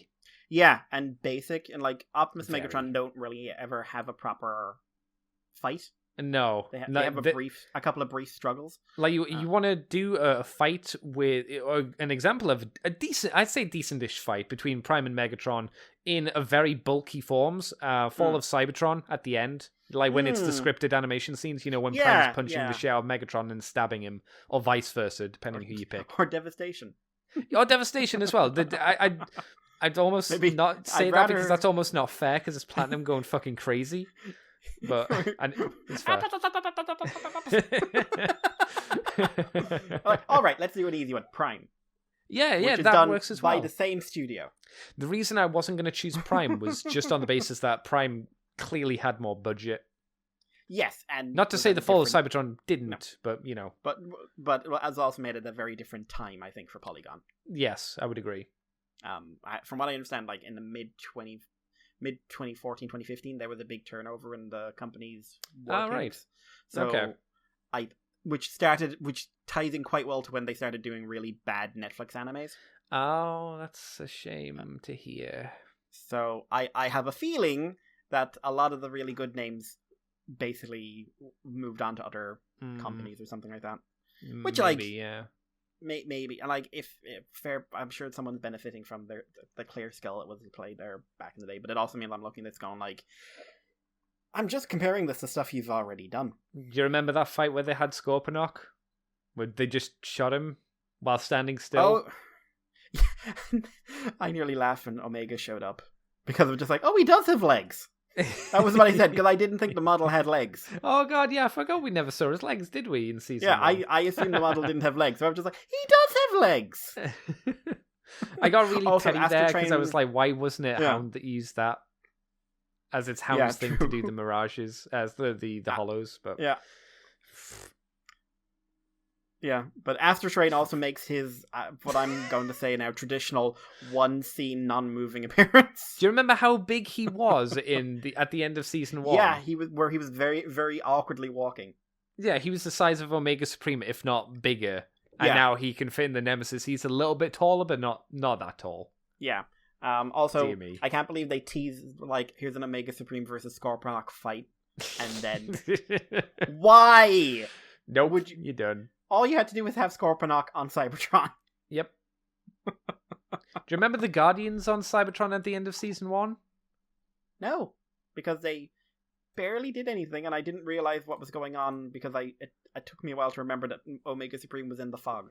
Did they leave, or are they still there on It's Cybertron implied not doing that anything? they're not there. Right, but we don't But- actually know. It's only implied, No. right? It's not actually stated. Yeah, it's definitely not stated. Okay, another Um, thing that's not stated. Because I would have thought, like, hunting them down, they would probably be a good source of energon, and you'd probably be more willing to use them than your own people Yeah. to keep them on your side a bit longer. That would have been amazing. I'd It's guess. like, we're gonna hook Omega up. He's just like, he's huge. But he's so big. He's so big. So big. Yeah. This show has some fucking problems, man. Yeah, and unfortunately I don't think its few positives are not that positive. No. And I'm really worried about Kingdom, about who's going to be in it and what they're going to do. Oh, see, I because- was going to say I'm not worried about Kingdom. I'm pretty sure I know exactly what's going to happen with Kingdom. It's just going to be more of this. Yeah, but I'm like, who's going to be in it? Because you're Well, going. we know Dinobot. 'cause That's the one we definitely Okay, know, at the but- very least. Will they have Megatron and Primal? That's a good question. Because then they have to explain why there's another guy called Megatron and another guy called Optimus. Do we have to explain it, Mikey? Well, do you know what I thought? I thought about this. And I think there's a very good chance they'll do this. Megatron and Primal will be Prime and Megatron. Yeah, I think I remember you told me about this online. I Yeah. think at some point I was like, ooh. I think they'll be it'll be like, oh, these are them reformatted. Well, yeah, because Galvatron, like, when he fails and he's being pulled back by Unicron, he's like, use these, as he throws him the golden disc. Or like Or tries an to and image it, like, of one? dissipates. Yeah, Yeah, I didn't exactly know what was happening there, but yeah. yeah, so maybe that's an indication that, like you say, maybe he will be Beast Wars Megatron for some reason which I don't know about, and maybe we'll just have Beast Wars as a colony because Dinobot's already there. So Yeah. clearly we've gone off the Oh man, in what if it turns out quotations it's continuity. not Earth? Like, that's the thing. Hey, those Earthrise toys that aren't Yes. in this and are not being advertised. Hmm. Huh. Yeah. Yeah, well, they're on the poster, I guess. And this is clear. Like, if someone wants to again say, "Oh, this is the Beast Wars universe," it's not. What do you know? What a big indication is that it isn't the Beast Wars universe, Mikey. What is the big indication, Andy? There's one moon. But it's season 2. No, it's not. Dinobot's in his first form, and all the other toys are the first form. Dinobot's in the start of season 2. And we know that Primal... Well, if Primal and Megatron are in there, they're in the first form. That's it. Megatron's like being reformatted. This is like in between Megatron and the rest being made into Transmetals. And Primal's dead. And Megatron and the rest are all knocked out. And Waspinator's in the tank. Being saved on the sheer power of people like Waspinator. Hell yeah. Yeah. No, this is it. This is in canon. This is in canon with the Beast Wars show. It's an insert. It's an insert moment. Oh no. And this is which I would laugh because like that would do away with Dinobot's entire morally ambiguous like whose side am I on arc. It's like Dinobots are just like or like Dinobot started to get really self-aware. It wasn't the fact that the disc he realized that, oh my god, Megatron was right all along. It's that he met the Autobots and the Decepticons and was just like, shit. Maybe I should change sides to prevent this future from happening. Yes. Oh no, I love it. This is what we're doing. Dinobot's the hero of the show. He kills everyone. Or what if Dinobot is the same size as like he would be relative to in the show to the original G1 characters? Oh, okay, what if they do that? What if they're all little? What if like all the maximal characters are teeny tiny? And Megatron's going around squashing them. Yeah, like oh no, it'll be like the Beast Wars characters are in like an opening 5-minute shot and then get squashed. But it's not a great show. No, it's not in my bottom like third of Transformer shows, but it's not good. It's not great. I think G1 has more substance to it, and it's less confusing. Yeah, like this is kind of, honestly, this is going to remind me of Onyx Equinox when I stopped watching. Oh no, Onyx Equinox can't be this annoying, can it? It's immature, but trying to be mature. Okay, it's pretend adult. You know, like if this show could get away with it, it would have blood and guts and everything else. But I also find it interesting, like they've stopped trying to pretend this is adult and now it's like rated PG. It's like parental guidance might be necessary. It probably isn't, but because you know what's the hardest show to watch that's rated PG? The Land Before Time. Oh yeah, the first movie. Like, hell yeah, or Batman. Yeah. Or I don't know, Steven Universe. Yeah, probably. Yeah, that's fair as well. Yeah, like or Over the Garden Wall. There you go. Mm-hmm. Something your children could watch on their own. Yes, legally, without you being and like I wouldn't let a child watch Over the Garden Wall on their own. That show needs context. That show needs you being able to lean in and say like, they're probably actually dead. Yeah, maybe. This is probably purgatory. They're dead. The child is dead. There's a very good chance the child is dead. Bleeding out outside in a Halloween costume. Over the garden wall. He probably fell and smashed his head on a rock. That's a really good show. That's an amazing show. I'm out of things to say on Earthrise because I think it's so unremarkable. I'm trying to think if there are any other really dumb things that really stood out to me. I mean, the mercenary ship was one of the big things. Right. Another thing about the mercenary ship, Mikey. Yes. Two things, actually. Cog gets shot. Well, not the Ark gets shot and Cog gets sucked out into space. How does he get onto the mercenary ship?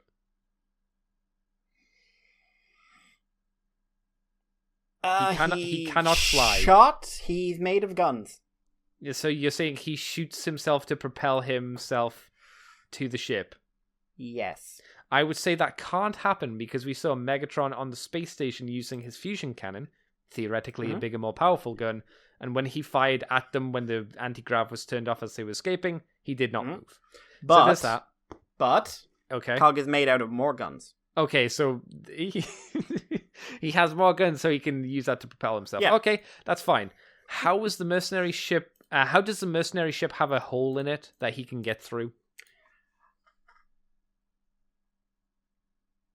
Because it wasn't ever shot that we saw. We never saw it get damaged. Ever. They left the door open. Which door? And it was a hole in the ship that Bug Bite and the other guy, Exhaust, were repairing. He was behind them when he did that, didn't he? Yes. So there you go. There was a hole, but he came in through the door behind them. How did he get through that door? They left it open. But how did that's the thing. How did he get onto the ship? They left the door open. Like, if you said they got them during the Quintesson fight at some point, okay, fine, maybe it was never shown. But then I guess they went into the Dead Universe and were like, we'll just leave this hole into Dead Universe space open. Mm-hmm. That has to be healthy. Nothing can go wrong. That's how they there. got through. They used the hole to get into the Dead Universe. They used the hole in their own ship to get into the Dead Universe. I don't know how that works, Mikey. Please hold my hand and explain. Well, you see, they had a hole in the ship, right? Okay, in their ship, yes. Yep. So they needed a hole to get into the Dead Universe. They needed to enter something to get into the Dead Universe. That's true. Okay, yes. So the hole in their ship was a hole into the Dead Universe. How did they enter through their own hole in their own ship? It was expanded into a larger hole. I think there needs to be a scientific chart to show how this works.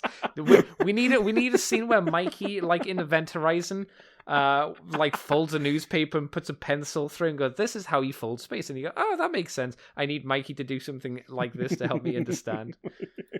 I saw that. I was like, "What the fuck's going on? How did the hole appear? Why wouldn't they have repaired that beforehand? Was there only 3 mercenaries left after the Quintesson fight? Why were there 3 mercenaries left? I don't know, because Thrust and Ramjet and Dirge were there. Did they die? Why was you see, Andy? Uh-huh. I was going to say their toys weren't on sale anymore, but they weren't using their toy models. They were using the Siege Seeker models with new heads. Yeah, that's right. So they yes, they were in the mercenary team, right? Okay. But traditionally, the Cone Heads are Decepticons, right?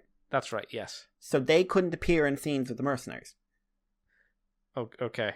So they weren't they can't be in scenes with the mercenaries. I actually thought that was the reason why the mercenary ship was there originally, because Thrust, Dirge, and Ramjet had commandeered the ship and had gone to go and help Megatron, and they was never shown in any shots for some reason, but never mind. I mean, that might have made sense. That would have made more sense, but no, it was a Quintesson who may or may not have escaped that ship somehow to go onto Earth. Maybe. Even who knows? I don't look out. You know me, Mikey. I don't look out for these plot holes in shows. I'm not that guy. When they're so glaringly, they're so glaringly obvious that I'm like, hang on a tick. That's pretty fucking bad. I'm not that guy. I've never really been that guy. Oh. I usually just watch a show, and if something's bad, I go, "Oh, that's not good." But when it's so bad that I'm like, "That shouldn't happen there. That shouldn't happen there. How does this do to this?" Then oh boy. Kingdom. I guess, when are we getting Kingdom? Is it going to be the end of this year or next year? I mean, I'd put in the next few months, to be honest. You think so? That soon? You might be right, actually. Well, like I said, I'm almost certain this has all been produced already.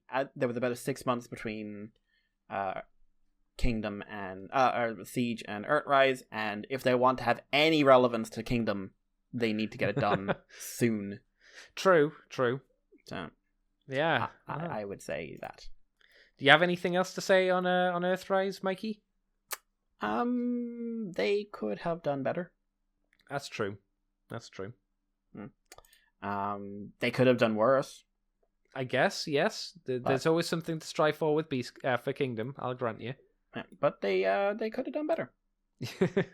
And I would hope that trying to placate people by saying things like this is dark and gritty and mature and ain't it deep, we would be able to see past that for the, I mean, in my opinion, kind of the meaning attitude that it is. Yeah. Just like, hey nerds, this is as deep as you wanted. It's like, that's not deep. This is... Dark doesn't mean deep. Though we're kept told by writers and people who do shows that dark is deep. Yeah, It is what we want. I love dark. I love a good dark story, Sure. but darkness is a dark story is not the goal. The goal is to tell a story which, because of its level of maturity or its level of imagery or whatever, happens to be dark. Mm-hmm. Yeah. Like, it's a good, meaningful story that, by the nature of the fact it couldn't be anything but heavy, it is dark. It's a nice icing on top of a well-made cake. Yeah, absolutely. This is not that. This is... We wanted to... We heard everything in prestige television these days is dark and gritty. Ergo, for this to matter, this must be dark and gritty. Yeah. And I hate prestige television because of that, and I kind of hate this. Yeah. Or at least I wish I felt enough to hate this. That's the thing, yes. A lot of the stuff I feel at the moment is confusion and bewilderment. Yeah. But not really hate. Yeah. I don't think we've got anything else left to say on Earthrise and Mikey. I don't, if I'm honest. I mean, don't ask me to rate it. I don't know how you'd rate it. I honestly don't know. I think my rating is it is an unremarkable series. If I was to be put in a chair and put a gun to my head and told to give it a number out of 10, I guess I'd go for like 3 to 4 out of 10. I suppose. Like it's pretty bad. It's pretty bad, and it doesn't make a lot of sense. It's definitely not an average show. It's definitely below that. Yep.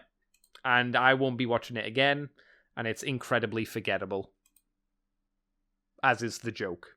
Yeah, no, I won't remember this. I won't. No. It won't bother me that I don't remember this. No, I don't think I don't want to speak for other people. I'll never feel compelled to go back and watch it. Like, even in some manic, sexually painful way, feel not a need, but an interest to watch some of the Unicron trilogy stuff again. Yeah, I could watch the end of Armada again. Yeah, that's the thing. There are points in the Unicron trilogy that I'd be like, I'd be okay to watch some of this again. Just out of interest. I can't see myself ever being like this for any of the Machinima stuff, or currently any of this this Polygon, whatever Netflix era you want to call it. None of it. Because it's just, I'd rather just do G1. I would struggle immensely with the idea of doing more of it. Like, I would rather watch... I don't think the Japanese Beast Wars shows are anything to write home about, shall we say. But I would rather sit down and watch them again, because at least they're dumb fun. At least they're dumb. Like, this isn't dumb. It's unremarkable. It's not trying. Yeah, and I guess with the Beast Wars, Neo and second stuff, it's played for laughs, because it's a kid show, you know. Yeah, it is a it's a very, very Japanese 90s kid show. This isn't that. This doesn't have the excuse of your target audience is very young. 4-year-olds, yeah. Yeah. And again, like, we've seen some shows aimed at 4-year-olds in Japan. It's just like, what the fuck are you showing your 4-year-olds in Japan? True. They're some of the more remarkable ones, rather than the kind of bog standard ones like Beast Wars, and most of the Japanese Transformers shows. But again, we what is it, the Pretty Cure series, which I find fascinating, because the Pretty Cure series is specifically designed to aim at little girls and old men. Like, it's a marketing choice. Like what, it's like if they came out and said, like, we're actually making a show with bronies in mind. Yeah. Which they never did. They never purposely tried to include middle-aged men in the My Little Pony show. Which is maybe for the best, because maybe it would have lost some of its charm if they had. Yeah, I think part of its charm was what worked in that show. Yeah, but agreed. That they killed that a while ago and rebooted it as a 10-minute comedy show. Oh no, they Teen Titans did. Yeah, I haven't seen I've only seen a season of My Little Pony, but apparently it ends in Applejack and Rainbow Dash are dating or married or something. I can't say I'm shocked. No, because it was a lesbian oligarchy. We've been on about this for about 9 years. It's true. Which is fine, but we all need to accept the fact it was a lesbian oligarchy. Yep. Like, I'm not saying it was a bad thing. I mean, it was, it was if you're a dude. All oligarchies are evil by definition. But, it just happened to be this was a lesbian-owned horse oligarchy. Mm-hmm. Of slavery. And I'm just saying, those princesses probably abused their power tremendously. It wouldn't be a shock. I wouldn't be surprised anyway. Also, like, how do you become a princess? Well, you happen to have a horn and you grow wings. Cool. Does she have any political training? I've been telling her to be friends with people. Yay! Good enough. Good enough. She's able to. She's got 5 friends and 6 if you count Spike, which no one does. No, he doesn't matter. He's a boy. But that means like she has very bad social skills. Let's have her as one of our great leaders. Oh no. Oh. Mikey, do we want to talk about what we did over the time period, or should we wrap up the show? What do you say? I can get in quickly some stuff. All right, what have you been up to this few weeks? Yeah, Christmas. Had some more Christmas money than I was expecting this year, so I ended up ordering stuff which hasn't arrived yet. But so I've got on order real grade tall geese and crossbone. Woo! You should. Are these your first real grades? They are, aren't they? No, I got the real grade Mark II. Oh God, yeah, of course, yeah, of course. The one that the freak that works. Yes, from the old days. And I've got another box coming in which has the Flame Toys Optimus Prime G1, which I need to buy paints for because that's going to be the project. The Legolas Gundam from Gundam Age. A Kero mech thing, a little frog mech thing I saw. And the SD Gundam Versaggio. Which one's the Versaggio? The one from X. The Master Gundam Epion baby. Right, okay. So that's basically the most recent kit you can get is a little SD one. And how old is that? 2012. And okay. It's one of the samurai ones. Oh, okay, yeah. But it's got like the arm gimmick in there, and he's got like mad eyes and stuff like that. And I love SD Gundam, so it's a really fun line. So they're on the way. But I did get I actually was given as a Christmas gift the high grade Byerlant. Yeah, I'd say Byerlant. I just say. So this is a Zeta suit, which I do love my Zetas. It is from the late in the series, I believe, and it's a weirdly proportioned bodybuilder robot with bizarre arms, and I love it. It's a really fun build. The worst thing about the build is that you need a lot of yellow, so I didn't have a lot of yellow, so I did have to use stickers in 1 or 2 places, but for the most part I avoided stickers, so I was really happy with that. It looks great. It looks absolutely fantastic. It's got bizarre arms, how they work, but surprisingly, all the joints do come together to make it functionally posable. The legs are really fun. The overall look is fantastic. I adore how this thing looks. The only real negative about it is that the kit is actually based off the Unicorn Byerland Custom, which is That's like right, the follow-on, the next version of the suit, and that comes with a lot of like different arms and different legs. So you do have a lot of leftover parts with this, and you're missing 2 sprues, which are key to be like if you wanted to make a variant. Yeah. You're missing those sprues. I always wish they'd go the other way and they'd make the more simple kit first, and then kind of, make the extra sprue for the newer one. But it's not. I can kind of get it because it was like marketing.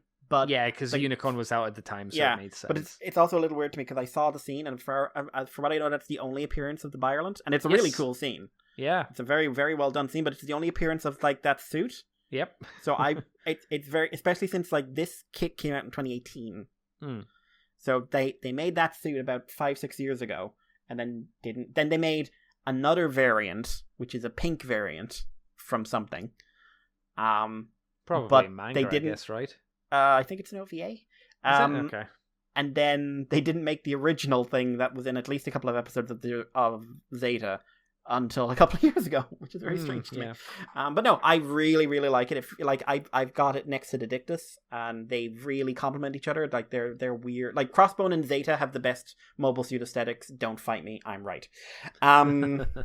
I really, really like the not like it's like what like everyone says like it doesn't look right having these suits sometimes. I'm just like, have you seen Xeon suits? They're ridiculous looking. Yeah, that it's literally a theme of why Xeon lost the war, because they made too many experimental suits. Yeah, they went weird. They went too weird and they lost. And this is like post Xeon, the Titans learned nothing. Yeah, Titans exactly. Went, how weird, how experimental can we fucking get? Mm-hmm. And like in the Crossbone era, people just said like, well, we have more companies making more suits, which means there's a lot more experimentation going on. And let's make them small to save Yep. energy, which is like, okay. Yeah, cool. Crossbone could still take pretty much anything from before it in a fight. Mm-hmm. Yeah. Well, that's Because how it's- tech works. Yeah, but the Crossbone can still do that 30 or 40 years later. Mm-hmm. Because it's fucking insane.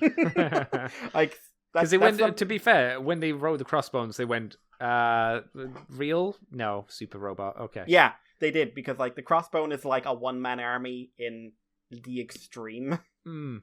Like, the only thing that's ever really, like, they went up against a mech with Amuro's robot brain in it. And like, because it basically was like a really upgraded mech, and it had Amuro's like super pilot skills, and Sure. like an artificial new type brain. Like, it struggled against it, but it still won. But it's like the Crossbone is like every other suit like ages out. The Crossbone, they basically say like, oh no, you see, we designed this for melee combat and everyone else does long distance. Mm. And the thing is like, we kind of went a bit far in this. And like, if you put anything up against the Crossbone in a straight melee fight, it will probably lose badly. Mm. And even like the very best suits, they might hold out longer.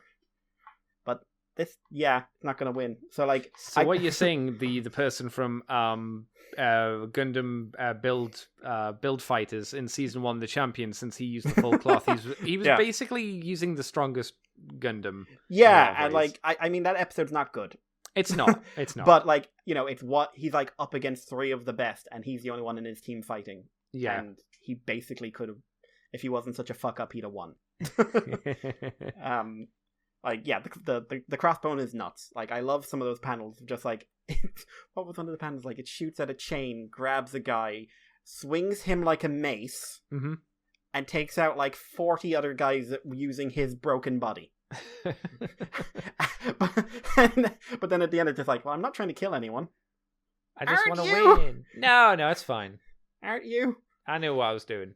Or like, they've got him up against the F-91, and the F-91 shoots a big super cannon, and it's just like, he uses a shield and a sword to go through it and murder someone. Like, you brought a sword to a gunfight. Oh, that was the right move. Who knew? Yeah. So yeah, those are on the way. But the Byron, I would really recommend. Like, if you're into the Zeta aesthetic, or if you just want a really fun kit, I think it's a really good few afternoons of a build. It's been on my list for a while of ones I'd like to get. Like, I think it would look really, really good next to the Boundock. Oh, definitely. Which I love because it is the sassy robot. Yes. The Boundock With is the big sassy. bum. Like, the Boundock is thick and knows it. Yeah. The other thing, I finished Gundam X. That is a fun show. Like, I can't really add anything to what I've said before, apart from the fact I kind of like the end, which is an interesting subversion of, especially these days, from what I've seen, Gundam fiction's mad love for new types. Would you agree that it felt a bit rushed at the end? Because Yes, that's well, it I'd was. definitely say a general issue with it. It just goes a little bit like that by the The end. show of it. ended. The show was killed off cancelled. prematurely. So. Yeah. They did get to do the ending they wanted, but they basically had Yes. to cut off a bit in the middle. Yeah. But like, I do like the double X as a design a lot more than the X. Okay. Yep. I think I like the colors a lot more. And the face design and stuff like that. So I will probably at some point try to pick up either the high grade or the master grade. The high grade's not bad. High grade, I'd like to try the master grade because I've seen some reviews and that looks pretty solid. But but I don't have a lot of master grades, Andy. I can't get high grade for everything. I do. Even though all the best suits are in high grade. I think I've got 2 master grades, which is Barbatos and Epion. And Barbatos is good, but I was like, I like too many of the crazy suits. Yeah, that's the problem. Like, too many of the master grades are, we must do the main suits, and not even the fun main suits. We're doing the normal main suits. Yeah, pretty much. Do a master grade Earthrise Gundam. Sure. Or not Earth 3. Do a master grade Earth 3, that's it. Like, do the core Gundam and do that in master grade scale. That would be neat. They ain't gonna do it. But yeah. Even though they did, because they had the mold, they redid like one of the builds, one of the master grade, one of the really old master grades into one of the build suits. Oof, that looked bad. So yeah, anyway, Gundam X, I think it's worth a show. It is very 90s. Its approach to character development is very 90s, but it works. The only thing I'd really change about it is the opening. I don't like the opening. Oh, I like both openings for or X the ending. myself. I don't like the ending. I'm not. No, I mean the ending's very 90s. The ending Japan basically anime. makes me think of Love Is Here. from Beast Yeah, Wars. yeah, Um, that's. And that's it's also fair. like completely spoils half of the next episode, which is something I never liked. No. About Japanese previews. But yeah, so X, I'm gonna probably take a little bit of a Gundam break. I was thinking I might start watching Getter Robo during the next couple of weeks. Oh, okay. Get myself prepped for Arc, which is coming in a month or two. Also, ReZero in 2 days. Woo! So the new season is starting. I don't think it's quite kicked off, so there's a few shows in there I'm going to give it a look. But yeah. Meant to start Saber, meant to do the catch up on Kamen Rider Saber, and then felt absolutely no desire to.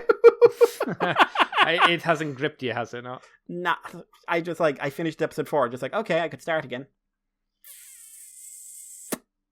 Yeah. That noise Luna makes in Hololive when she's bored or annoyed. that sucky teeth noise she does. So yeah, the other things I did were most like Christmas movies, or I did a lot of Minding a Child. Yay, that's fun.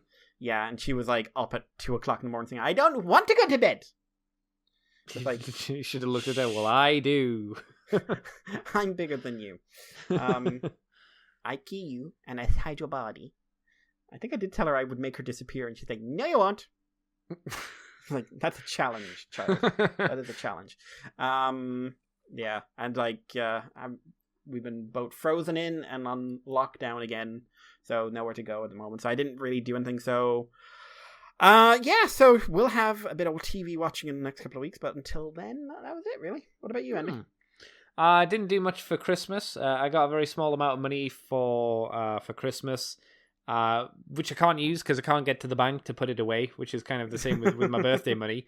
So I have both birthday and Christmas money, which I haven't been able to do anything with, funnily enough. Good news for me, Carnival Phantasm FGO is coming, so it's a Carnival Phantasm series. So is that a series or an OVA? I saw there was a Fate OVA. Well, it says OVA, but it says 2 seasons, so I don't exactly know what that means. But they're gonna do something. So more Carnival Phantasm. I was happy about, and I've been saying for a very long time that they should be doing a Carnival Phantasm for FGO. They released, I don't know whether it was like an episode 0 or an episode 1. I watched it and I was like, hey, it's Carnival Phantasm. It's got a lot of the funny, and I because it's not got any Tsukihime in it at all, I understand all of it. I get all the references, because when they did the first one, it was Fate Stay Night and Tsukihime, so any of that stuff just made no sense to me. I'd get the Tsukihime references because I read the manga. They're doing a remaster of it as well, Tsukihime, finally, if you didn't know. The show? I don't know if it's the show. Because if it's the game, that's not a remaster you can sell in, like, bulk, shall we say. Yeah, it might be the game. It might be the anime. I'm not 100% sure, but I know a lot of people are happy because they've been crying out for something Tsukihime wise.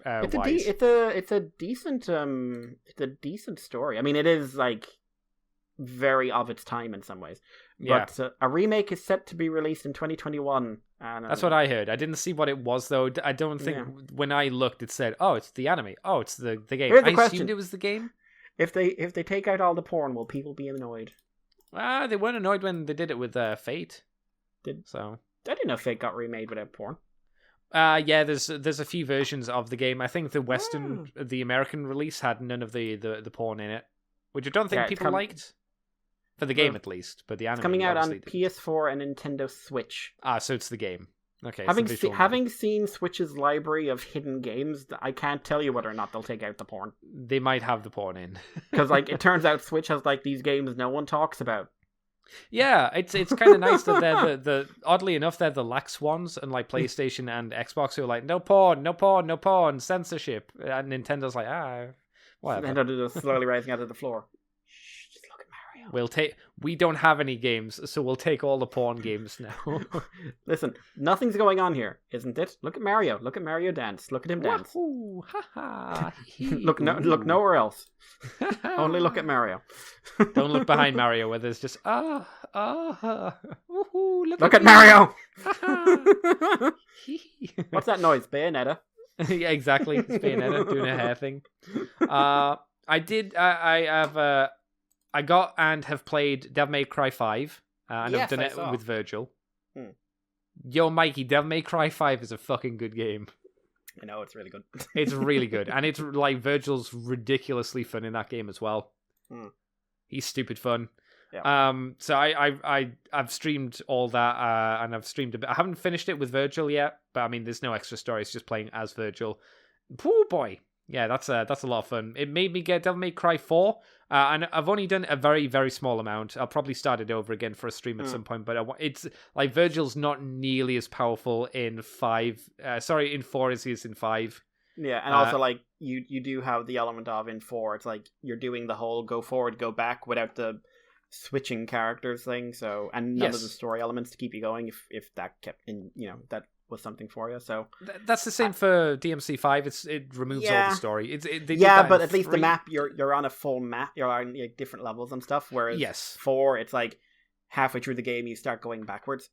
Yeah, that's the big issue with Devil May Cry 4. They have half a game and then they make you do it again as Dante, which is like, it's interesting. At least with the special edition, you get Virgil and you get Lady and Trish as well. So there's at least 5 playable characters. So that's kind of cool. I also picked up Crash Bandicoot: The Insane Trilogy. I've been meaning to pick that up. Yeah, I've been wanting to get it for a while. I got it because it was on sale, and it never ever goes on sale apart from when it's Christmas. So I grabbed that. I started playing 2 because whenever I see people play it, and the last time I played the Insane Trilogy at somebody's house, we played 1, and I was like, okay, let's go from 2. So yeah, no, that's fair. At least it's new for me. And I forgot. Fuck that little bear. 2 was the first one I played. Was it? Okay. I played 1, but I didn't complete it because I got really fucking frustrated with it. I think 1 was the first game where I realized I'd been playing for like 20 hours straight.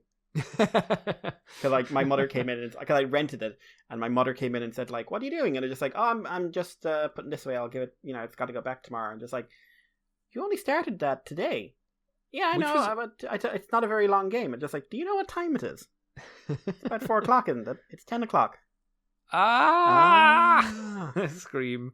I think 3 might be my favorite though, because I know some people don't like the weird levels, like the motorbike racing and the plane shooting and stuff like that. But I like that. They drove me nuts, but I love them. Yeah, there's something about the weird variety of 3 that I like quite a lot. 3 is a lot more challenging, and it's a lot more varied. I think 1's meant to be the hardest, then 3, then 2, maybe. I'd say it's not, for me. It's not necessarily that 1's the hardest. 1 is the most design, like frustration is designed into the features. I can see that. Varied elements in the other 2 games reduces that frustration. And there's always a progression. It feels especially with 3 because of the powers, which I really like. I like when you beat a boss and you got a new ability. I thought that was really fun. I always go back to old levels when I get that bloody apple cannon. Oh hell yeah! Every time. It's just like it's not even doing that much damage. It's just like so much fun. Bow you up. There was only 1 power in 3 that was shit, and that was the creep ability, which was used in 2 levels, and that was it. Yeah, I never got that. It was like they had an idea, but then they never fully implemented it for whatever reason. Yeah, no, I think that's a really, really fair way of putting it. Yeah, probably because they figured, like, creeping very slowly isn't desperately fun, so maybe only do it a few times. I'm moving over here now. Do you know what the hardest Crash game is, or the longest one? The hardest? I played some of the ones from, like, the post-Good era. It's 4. It's the newest one. I hear that's like 30 hours. No. Do you want 100% it? I don't know. I don't know. If you want 100% it, then it's a lot longer. Oh wow. I know Crone finished it in 9 and like broke the internet. It's if you want 100% it and get everything, all the relics and all the stuff, it's a lot longer because you have to play the levels multiple times. Because there's like 6 gems per level. And there's the get through the level without dying as well, kind of gem to get. And the levels are a lot longer than what normal Crash games were, because normal Crash levels are about 5 minutes, maybe less. These are like 10 to 15 minute levels, and they don't want you to lose 1 life. Yeah, it's like if you want an example of like what the new game's like, watch Cad Icarus's review on it. He says it's really good if you don't want 100%. Bless you. It's an amazing Crash Bandicoot game if you don't want 100% it. If you do want 100% it, it becomes tedious, nightmarish, and painful. I think a lot of games become that, though. Like not when try. they deliberately hide boxes in really awkward places, and you've got to get all the boxes. Like there are some. He showed a few screenshots where you're like, "Can you see the box?" I was like, "No," and then it kind of showed you, like, even with the camera panned fully up, it was like at the top corner of the map, just a tiny, like, the corner of the box, not a big corner, just a little nib of it. Yeah. And it's like those ones. It's like, unless you have a guide, you're gonna take a while. So, but I've got the Insane trilogy to play. I'm looking for. I was really hoping 2 was 3 actually. I'm looking forward to playing 3 the most because I think, as I say, that was my favorite one. Yeah. Have I done anything else? I think that's really been the big oomph of it. I watched obviously Thingy today, so that was that was my punishment, I suppose. The best show you've ever seen. Yay! I was actually thinking about what we could do for a woo woo, and I think I've thought of an idea, and I don't know if you'd want to join me for it or not. It's why does Andy not like Final Fantasy VII Remake? I'd kill you. I would kill you by the end of it. That's the problem. There would be a body. That's fine. Like, I can do it on my own. Here's the thing. And they're just like, oh no, we've been cut off. Just like, what happened? Andy's changed his mind. So I was thinking of doing that because I've said a few times on the show what I don't like about that I don't like it. And I can probably do a full show on it. You've tried to say what you don't like about it. That's true. You have been cut off more often than not. You do get angry, and I'm like, okay, it's not worth it. But yeah, so I'll probably do that because that should be fairly easy to do, and I think I'll be able to explain myself fairly well for the most part. I'll just need to go watch a quick playthrough again of it just to kind of freshen up on the deets, as they say. So apart from that, that's been it really. Just, more work, and that's not fun to talk about. So yeah, that's been it. Just streaming all the time. So we do have a new person who's joined up on Patreon. Mr. Alex Milne has joined back up with the Patreon show. Thank you very much, Mr. Milne. We love you, Alex. We don't. We're life is horrible, but one day we will once again sit down and be horribly roasted by you. We were meant to do a comic show last month, weren't we, Mikey? Yes, I forgot. All right. I not only did I forget, you kept reminding me, and I forgot that you reminded me. Yes, and like I even sent Mikey a screenshot on Twitter of me sending him a message asking him about it because he didn't remember. And it was like, I just thought you were ignoring it. I did. I honestly thought you did. And I was just like, he sent me to Twitter, and I was like, I don't remember any of it. Like, it was at the same time when I didn't remember anything from Earthrise, and I was just like, what? I see. So it's Earthrise's fault that you forgot everything. That's fair. That's understandable. I get that. If you just said that from the start, would have been like, oh, okay, that's fair enough. But that's where we're going to wrap up the show, everybody, because I've got to get going pretty soon. So thank you for joining me, Mr. Mikey, for us talking about Earthrise today, for better or for worse. At least people know our opinions on it. It's a topical thing to do. We don't have to do another one for a few months. That's true. That is true. There is always a bright side to things. Where can people find you on the internet, Mr. Mikey, if you want them to? Yeah, if you want to message me, guys, it's Irish Paleo on Twitter. And, of course, you can send an email to moonbase2@gmail.com and to our various other means. We did get an email regarding the Mandalorian woo-woo. But given timing and everything else, it's a long email, so I won't read it out. We might cover it some other time. We'll probably do that next week. What I might do is just respond to it privately, just because it is related to a woo-woo. So, like, I would have to explain what the woo-woo covered. Sure. You know what I mean? Yeah. So we'll see. But send emails. I love emails. Talk to me. Yes. I'm lonely. Cool. I mean, no, it's not cool that you're lonely. Cool, you're broken inside. Good times. You can find me on Twitter, CCTFW. YouTube is Cobra Commander TFW. You can find us on the Moonbase 2 forums, Twitter, iTunes, Facebook, Libsyn. YouTube is Moonbase 2 Transformers Podcast. We're also on ccbunker.weebly.com. I'm also on Twitch at CCTFW, which I do streams from 11 o'clock UK time to about 2 o'clock UK time. No, 1 o'clock. No, yeah, 1 o'clock UK time. Excuse me. And I think that's it. Oh, Patreon. Head over to patreon.com/moonbase2 and do $2 each month. You get the extended version and from the file of Tigertron 2. And you usually get them. And you also get the Moonbase Woo Woo, where we talk about non-transformery things, which I say this month will probably be me explaining why I don't like Final Fantasy VII Remake and why I have issues with it. I will mention what I do like about it as well at the start for context. So, there was actually some other news this week, but we decided to focus mainly, obviously, on Earthrise, hammer that out. Next week, we'll cover everything that I guess kind of happened between our last show and, at this point, next week's show. But again, I don't expect a huge amount of stuff until then. But there you go. Here we go. Mikey, thank you for joining me this week, sir. I like cake. I like cake too, and now I'm hungry now that you mentioned it. That's annoying. My stomach literally just gurgled when you said cake. Sadly, I said that because I was rewatching the Steel and Silence D&D campaign over an Arcadem thing, where because the girls are the girls. Yes. They started asking Arcadem about his cake. Does he have tasty cake? Does he like his cake? They meant his ass, didn't they? They did mean his ass. Yes, yeah. And he didn't get it for a while, and then... Oh, no!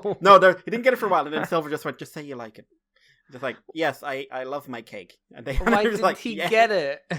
Why didn't he get it? Because he'd gotten up to leave, and he thought they meant, I've gotten up... Did they think I brought back cake?